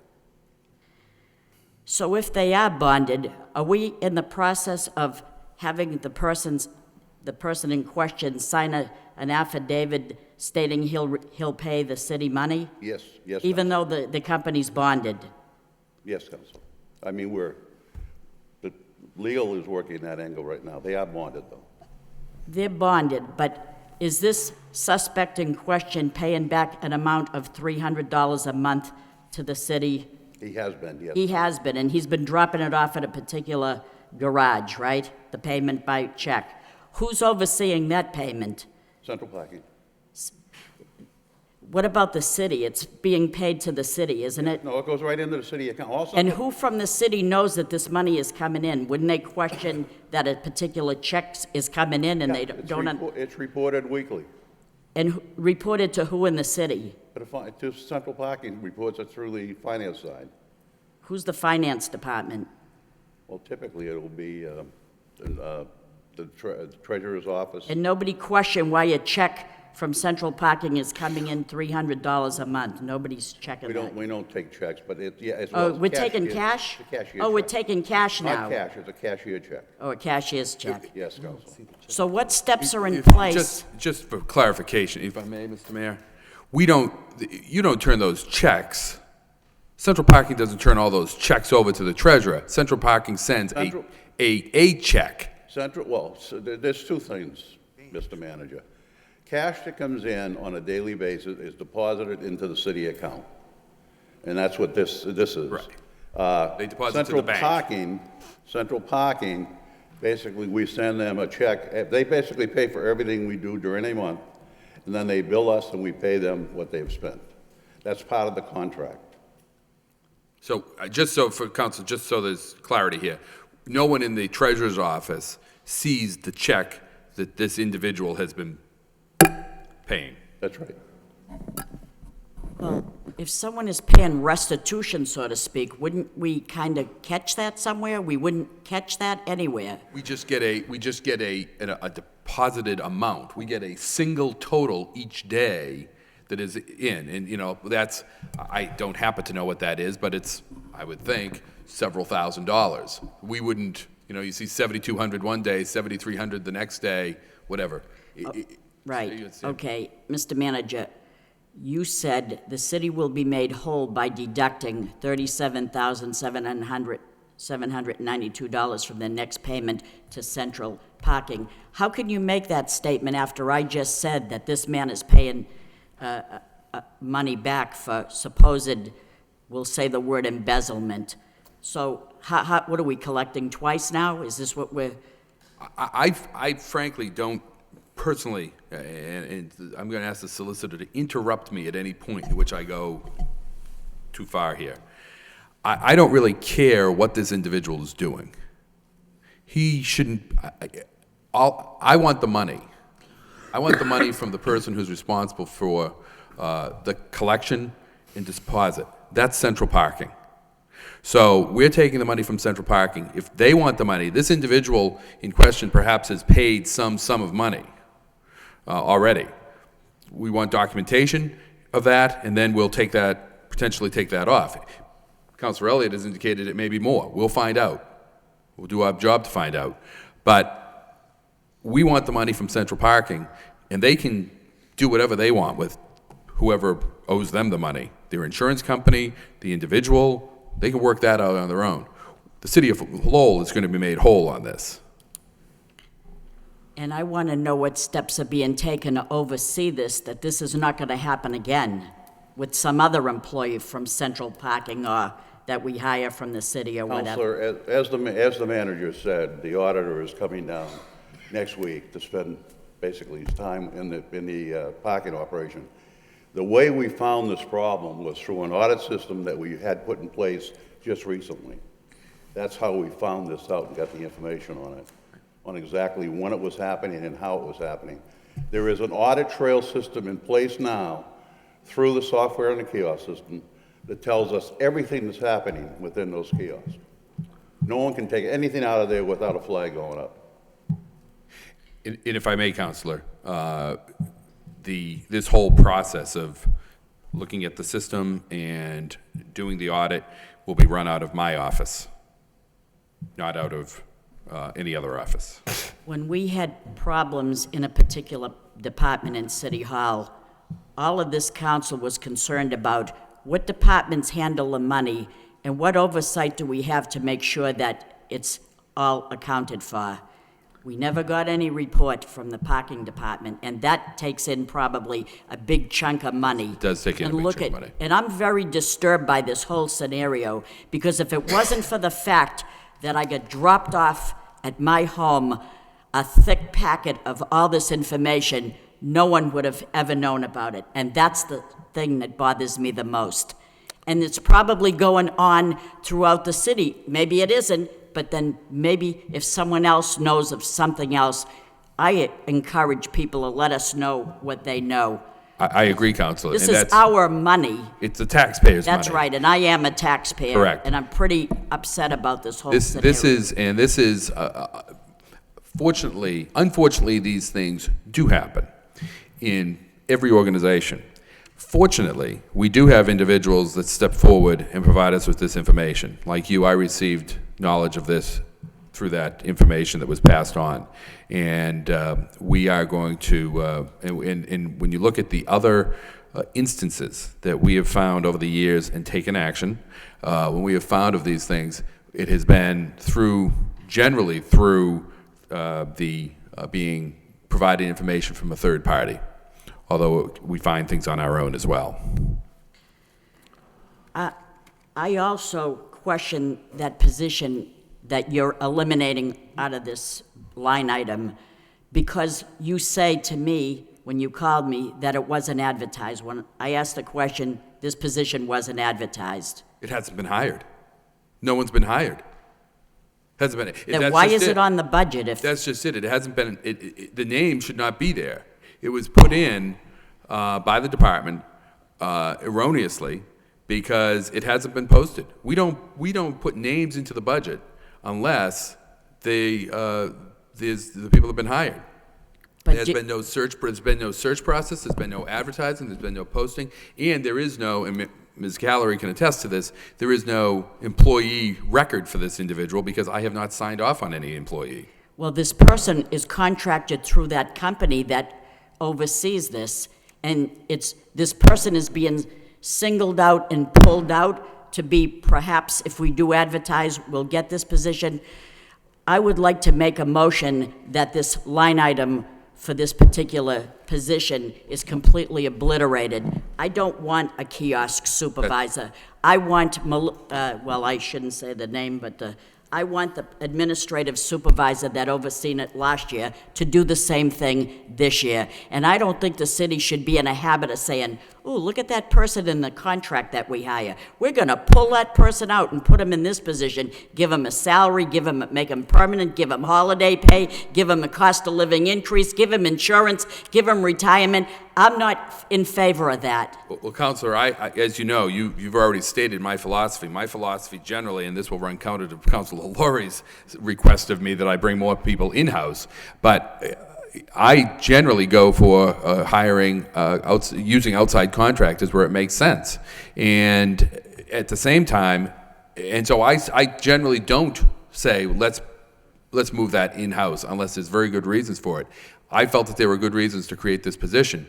But if we see someone, if we decide it makes sense to bring something in-house, and you gave the example of the cemetery, if down the road we decide, you know what, this isn't working out, let's bring people in-house. If we see some good employees from the contractor that does the work out there, if it makes sense to bring people in-house, we will bring people in-house and we'll get the best employees for those positions. While we still have that contract going with the specific department? Well, if you have, let's stay away from that specific department. If you obliterate the contract and then you pull someone out, then maybe I could understand that. Well, but if there's another position, let's say there's a contract, let's use a different example. If there's a contractor that's providing a service to us and let's say it's an engineering service that we're getting for wastewater or water or wherever, and we say, that's a really good engineer, we have a position open, let's go after them and bring them over here. I think that makes sense. We're getting the best people we can to work for the city. But this position, you've asked that this position be obliterated. It has been obliterated by the change in the budget. Well, I don't want it being obliterated today, and then we're gonna put out an advertisement, and we're gonna go behind the council's back and bring the person in anyway. I would never do that. Well, I want a motion made, and I will make it, to absolve that kiosk supervising position before it's advertised and after it's advertised, to that degree. It's not going to be advertised. I hope not. That's what you're telling me. I'll take your word. But having said that, which is a very disturbing department right here, what do we have a disability commission at $20,000? How does that come under the parking garage? That's the handicap parking fines that are collected, and we've been working with the Disabilities Commission when Councilor Caulfield was there, as well as now Councilor Elliott is there. This is they made a request to us that they get some share of those disability, the handicap parking Right. fines to use for disability programs. It's Okay, modeled that's- on a number of other communities that do similar things. No further questions right now. Madam Solicitor. Just for the purposes of clarification, and Counsel, you had raised a question with respect to bonding, and again, the employees, the individual employees of Central are bonded, I think, in an amount up to $50,000. In addition, there is also a insurance policy up to $1 million for, quote, employee theft. You had asked whether anything had been filed. And to be clear, nothing had been filed by the city utilizing the insurance or the bonds that are available. And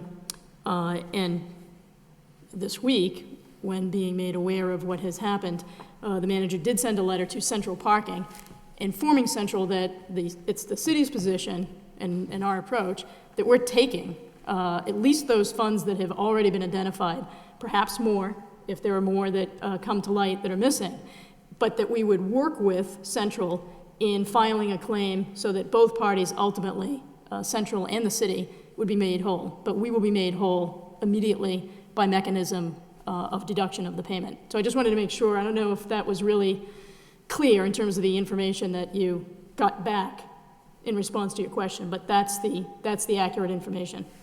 What's clear to me is that it seems like, and that's why I'm thrilled that it came out in the open, because it seems like we pick and choose who gets arrested and whose name is scarred, and in this particular instance it was, well, pay us back and everything's forgotten. That is not the attitude of the city. That should not be the attitude of this city council. It's not the attitude of the administration. All right, thank you. Councilor Kennedy. Thank you, Mr. Mayor. Through you to the manager. Mr. Manager, in the other day, you left a notice on everybody's desk about a correspondence that you had with the management company. And you've also had statements that you've made to the media. And in those statements and in that letter, a specific amount is cited, $37,792 or something, but it's right down to the dollar. Now, given that there's been no audit, how does anybody know, or what is the basis for that amount? Where did that come from? $37,792, say, whatever it is. That was the amount that was identified by the internal audit that Central Parking did do and provided to the parking department that we utilized. Upon learning of this, we did a very preliminary investigation that that pulled together the information and the numbers that tied to that number. Obviously, as the audit unfolds, if we find that it is more, then that number will be changed. Okay. When was the audit done, the internal audit done that determined that the amount might be $37,792? Based on the information that we have, it appears that it was done back in November. The internal audit was done back in November. Correct. Okay. And so how much of that money, and that money is being paid back at $300 a week, is that correct? No, a month. Is that the agreement? $300 a month? It's going to take a long time. Yes, it was. Yeah. Let me say though, when this first was... Mr. Carney, if you could...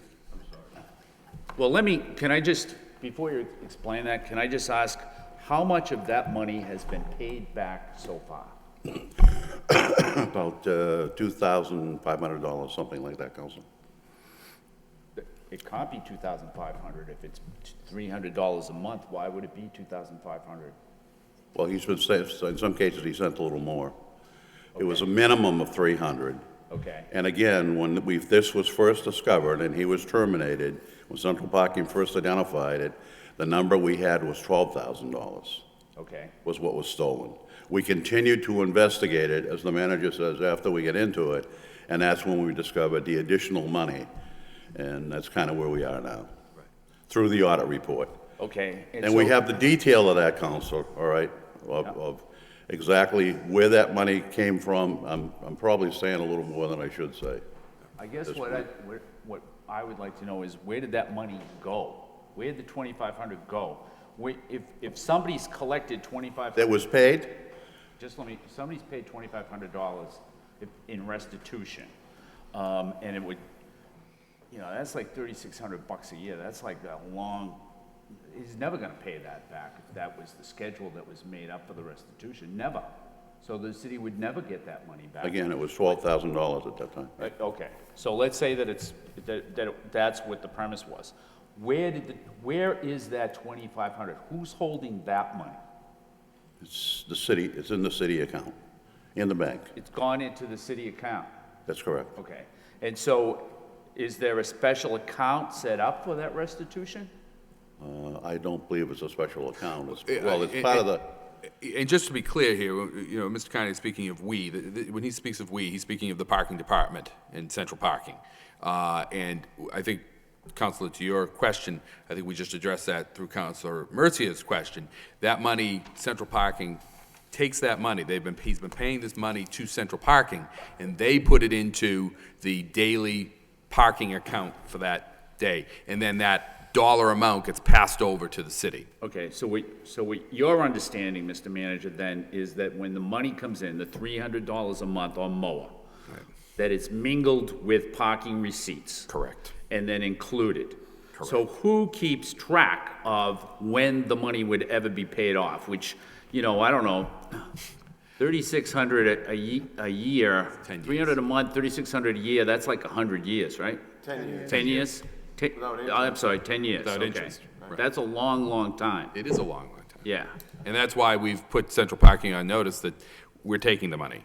And asking the questions you have, Counselor, are good questions as to how that all has accounted for. That's why we have the auditors going in there to review that. I don't have that answer for you right now. Okay, but you can see where this is kind of just, the solution is almost worse than the problem in some ways. I mean, nobody knows, there's no way of saying whether or not this 2,500 that's come in, nobody knows that, right? Unless you were to look at the guy's receipts, if he's got, has receipts or. Exactly. Okay, now, just to go back and continue our intermittent conversation over philosophy and budgeting, I think, and I know Councilor Mercia touched on this, but the idea behind hiring a private firm to do the parking would be to reduce costs. So then it would almost never make sense to move people over from the private firm over into the city side.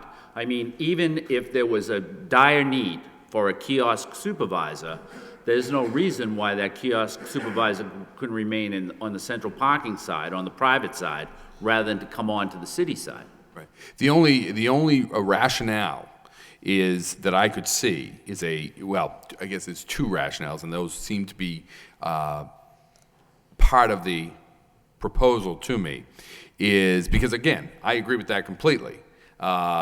But it seems like you're straying from that. I am straying. I'm seemingly straying from that on this. I agree. And it's why if it was something else, you might say it was kicking the can down the road, but you wouldn't say that on this because it's a different type of stray. Well, it's not a kicking the can down the road. We'll think of another analogy for that. But it's certainly straying, and it was why I initially said when it was first proposed, no. Yeah. Because it is straying from the philosophy that I utilize. However, I give everyone an opportunity to be heard. The argument that was made to me was, one, it would provide a check and balance to central parking. Yeah. And two, that it was going to have responsibilities beyond what currently takes place. That it would include the additional work of rolling out those other kiosks, because the task of rolling out the kiosks is going to be much larger now as we start to expand the number of parking spaces that we have in the city and that fall under the kiosk system. But it is straying.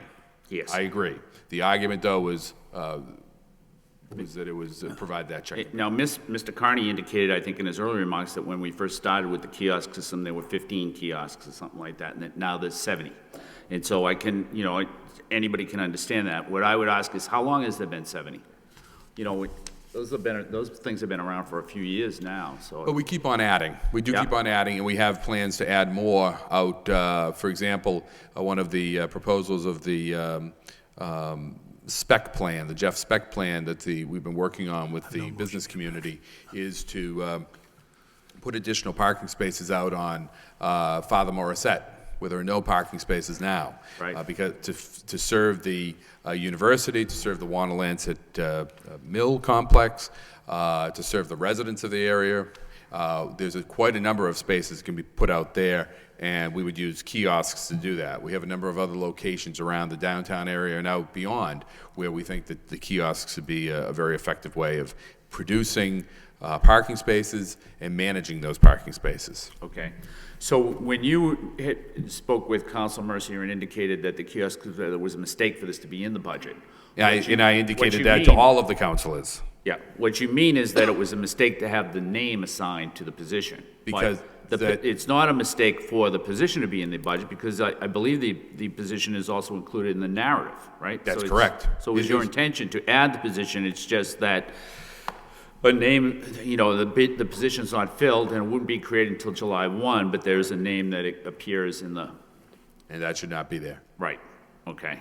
And I indicated that to all the councilors when I spoke to them. Okay, and I think the difference, when Councilor Mercier spoke about reducing the budget by $45,334, that was for that position.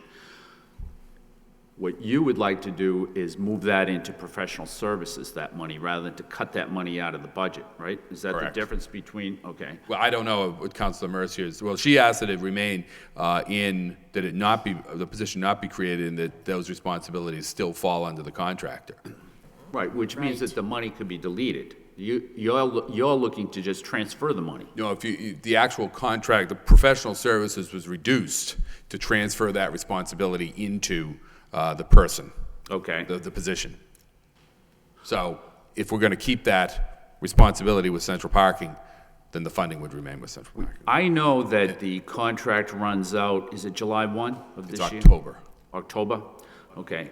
I'd like to see a copy of that contract and how it's done. I mean, I can understand that we're bringing in over $8 million and that the contract appears to be under $1 million or about $1 million, which seems like a good contract. But I'd like to see how that works and how it's determined what we have to pay, because I wouldn't think that, well, let's just leave it like that. Also, Councilor Mercier indicated that was talking about there was a person going around to the different kiosks.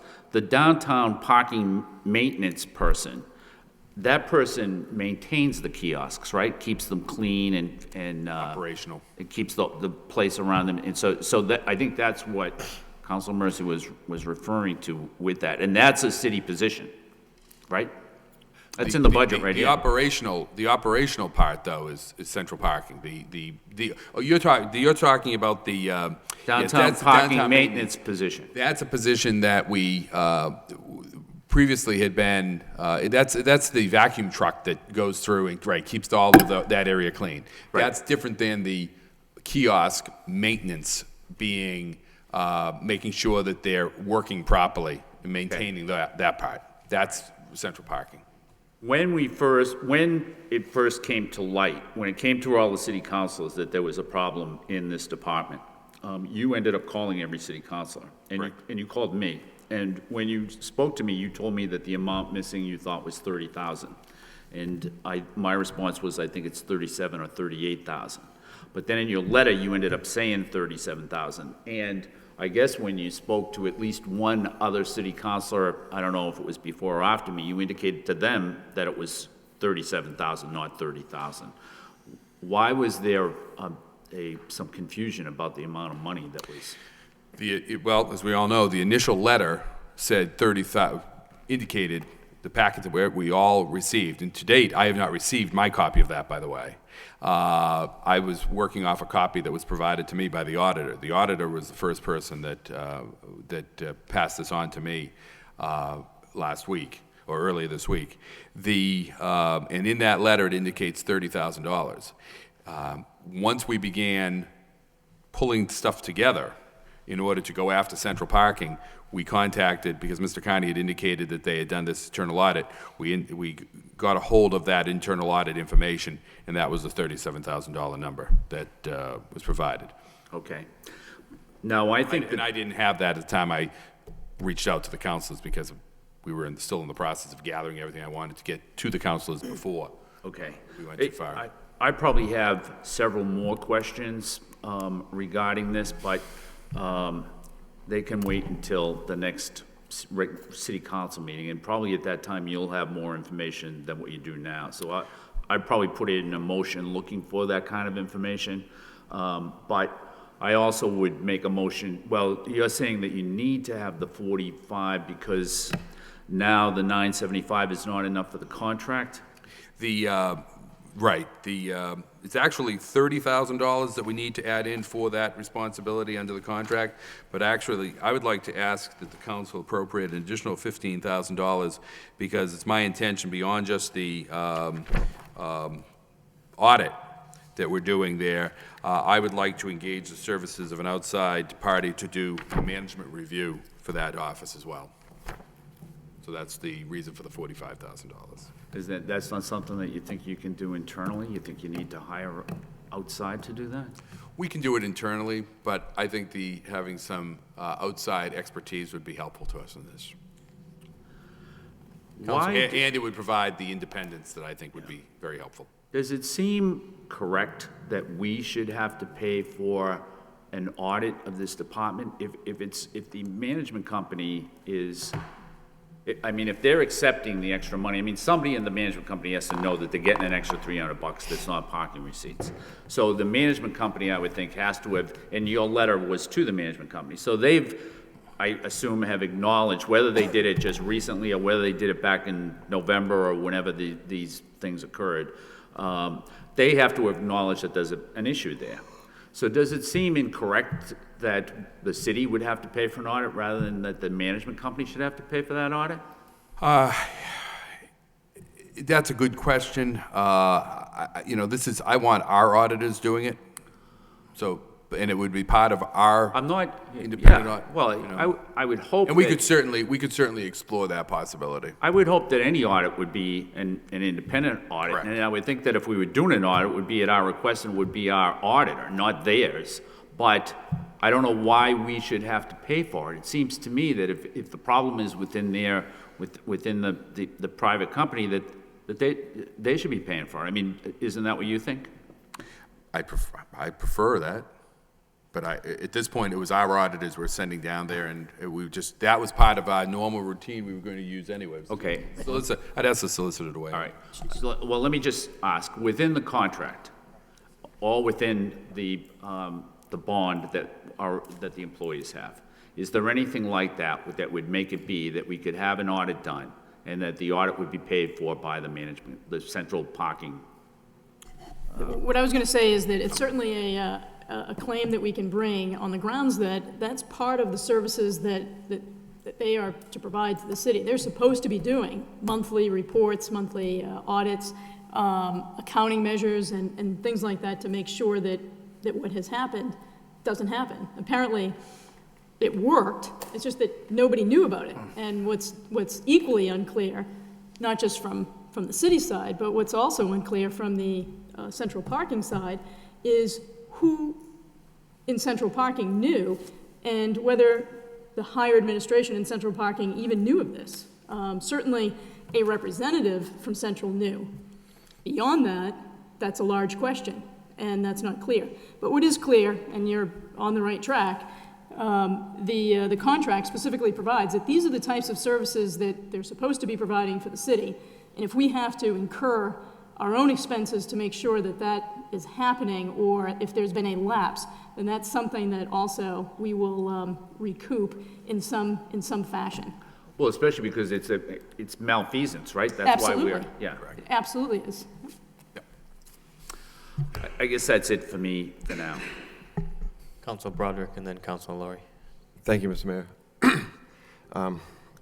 I mean, we're here for the budget, but I guess I probably ought to say my thoughts on the whole situation here that's causing us to move potentially money from personnel back over to expenses. To use a non-legal word, the whole way this was handled is insane. Central Parking has an employee of a client. Their employee steals money from their client, and they arrange to have their employee pay back their client. I mean, I don't know how many organizations there are that do parking services, but I hope we get other bids, and I hope there's going to be some type of qualifications or something, if it's an RFP, that can be considered, because I don't understand how they could possibly do that to a client.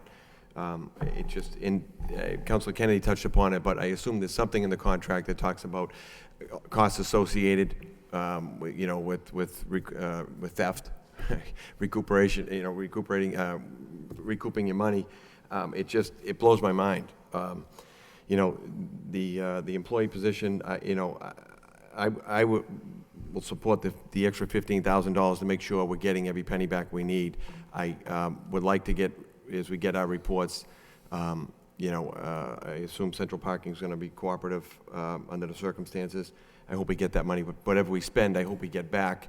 I would anticipate we'll get back, and I look forward to seeing the new request for proposals that will go out in October, because this blows my mind. I couldn't imagine treating a client like this. Mr. Manager. Just to clarify, Counselor, the $15,000 is not intended to audit. That's being done by our auditors, by our internal and external auditors. The $15,000 is to review the entire management, the way we do our parking, and look at the way we are operating, and will feed into the way we bid this out in October. Okay, I see. Well, that's separate then. And to get back to the budget piece of this, I would make a motion to approve the reduced personnel request of $285,068. Motion by Councilor Broderick, seconded by Councilor Laurie. On the motion, Councilor Laurie? Yeah. I second it. Okay. Councilman Mendoza. Obviously, I think we're all upset and shocked by what happened, and I certainly look forward to the investigation and clearing up what we need to do.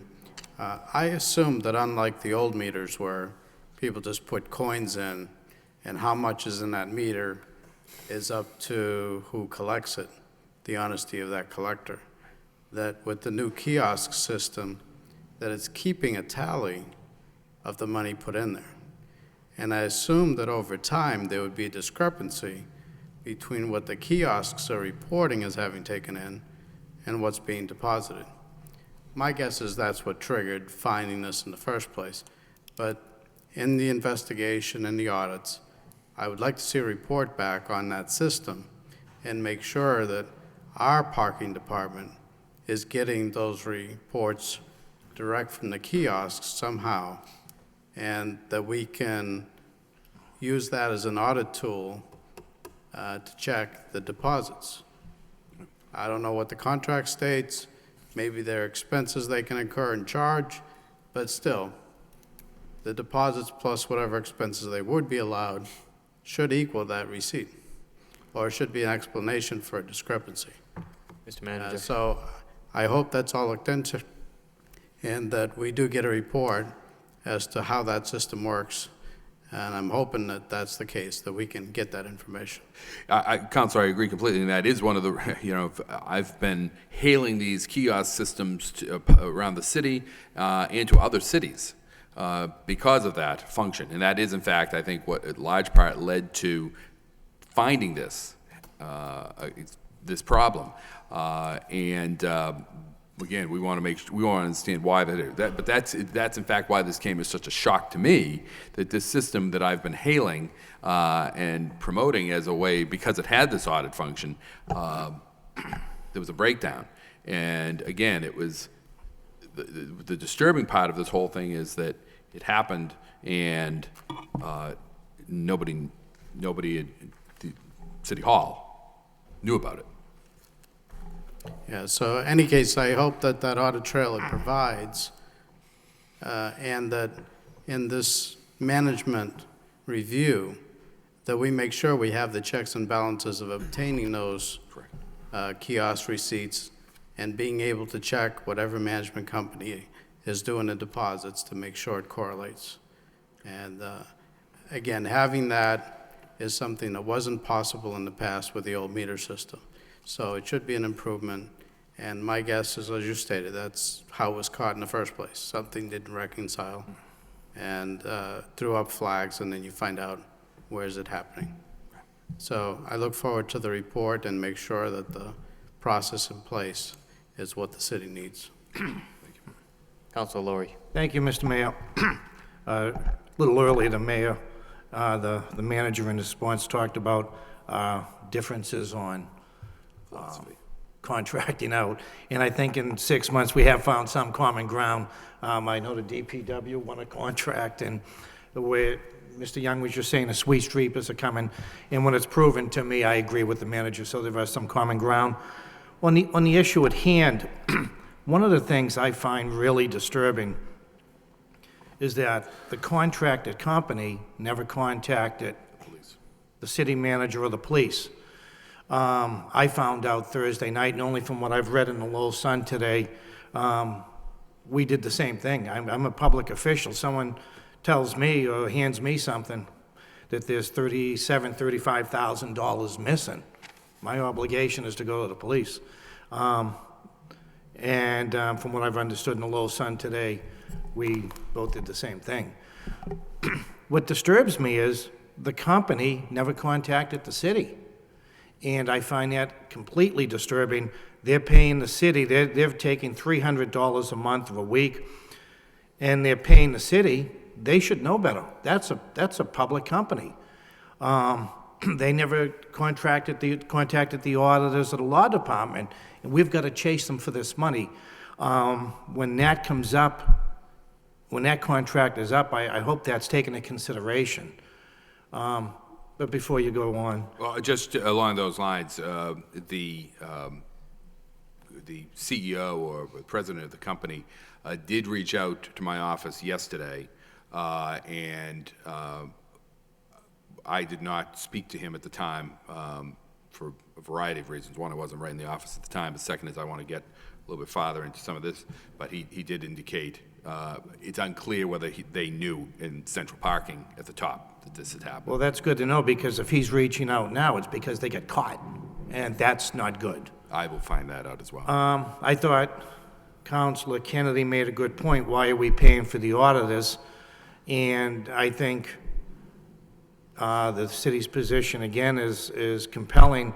What was it, $5,000 we're going to have to pay? Well, we're not, this is part of our, well, there's a couple aspects to this. One is we have the annual audit, and we do certain departments. And one of the departments we were doing this year, coincidentally, was parking.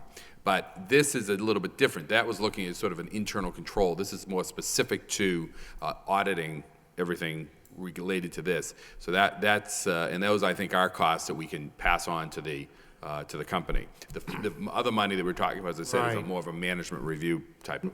And no, and when you're looking at about a $6.5 million business, I think it's just to protect our own point. Yes, the management company should be paying for an auditor, but yeah, for the amount of money out of $6.5 million, it's good for us. All due respect to the auditor, this is a cash business, and I don't know how much experience anyone here has in a cash business. I used to work in arenas doing security and things like that. That's a whole different cat. And you can see the problems here. So I would support that.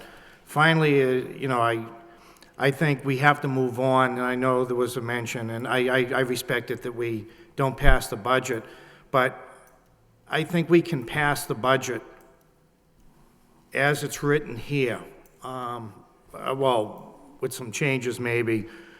The end of the year is coming up, and no one in this room and no one in this council really, this is something the city has to do to move on. I think if we collect money down the line, whether it's $37,000, $87,000, you could put it in your general fund, you could find a use for it or put it in here. It goes back into the enterprise. Well, that's fine, but we could take the money, and once it's accounted for, and make a footnote at the end of the year if you wanted to.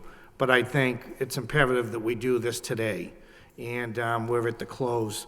But that's all I wanted to say. I think what I find disturbing is the company itself didn't come forward. And, you know, it's something they probably should have done and except leaving the city, you know, at this point. Thank you. Councilor Noon, then Councilor Kennedy, then Councilor Mercia. Thank you, Mayor. It is, this whole issue is very disturbing. And thanks to the manager for, updated or brought it up to the council on this. There's some question need to be answered, and I hope the investigation will reveal how high up in the command of the central parking know about this. I'm not so certain that the high up will not know anything about this. So I hope that the investigation will lead some answers to those questions. And I hope that through the law department that we, the claim that we try to not only incur what have stolen from the city, but also if there's any auditing being done, and that would also the Central Park be paying for that as well, even if an independent that selected by the city. So it is, this whole thing is very disturbing, and there's a lot to learn from, and I'm sure the parking department, Mr. Carney, by now putting some process in places to make sure that people are, who collecting what they collect and report it as collected.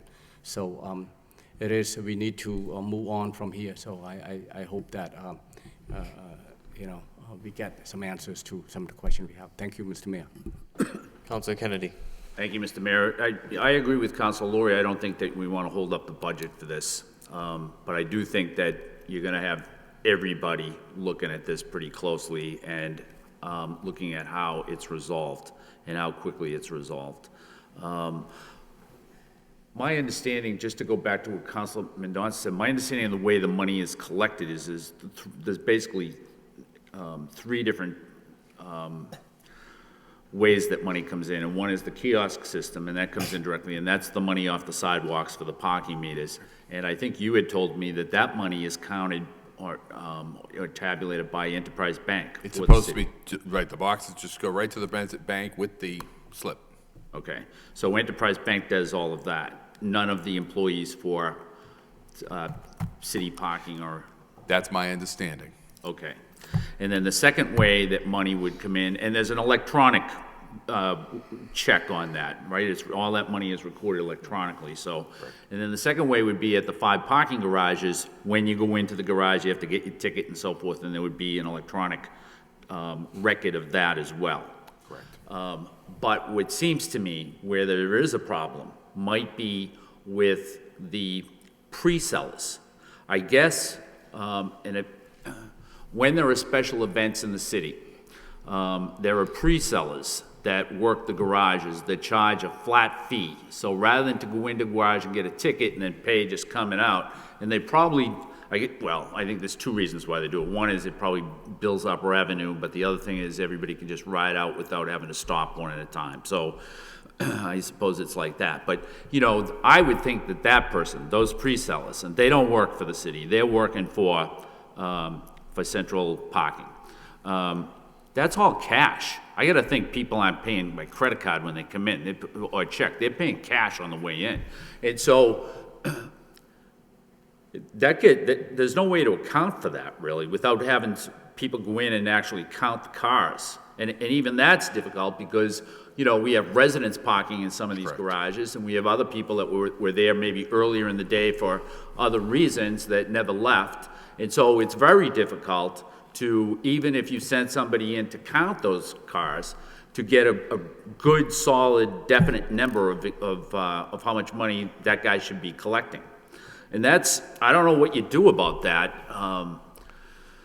but it seems to me that's a problem. And I suspect that maybe that's where how this missing money came up. But I don't really know. I mean, the information that I have is that the incidents that caused the money to be missing occurred in, I think, 1 week in October, and 2 weeks in August.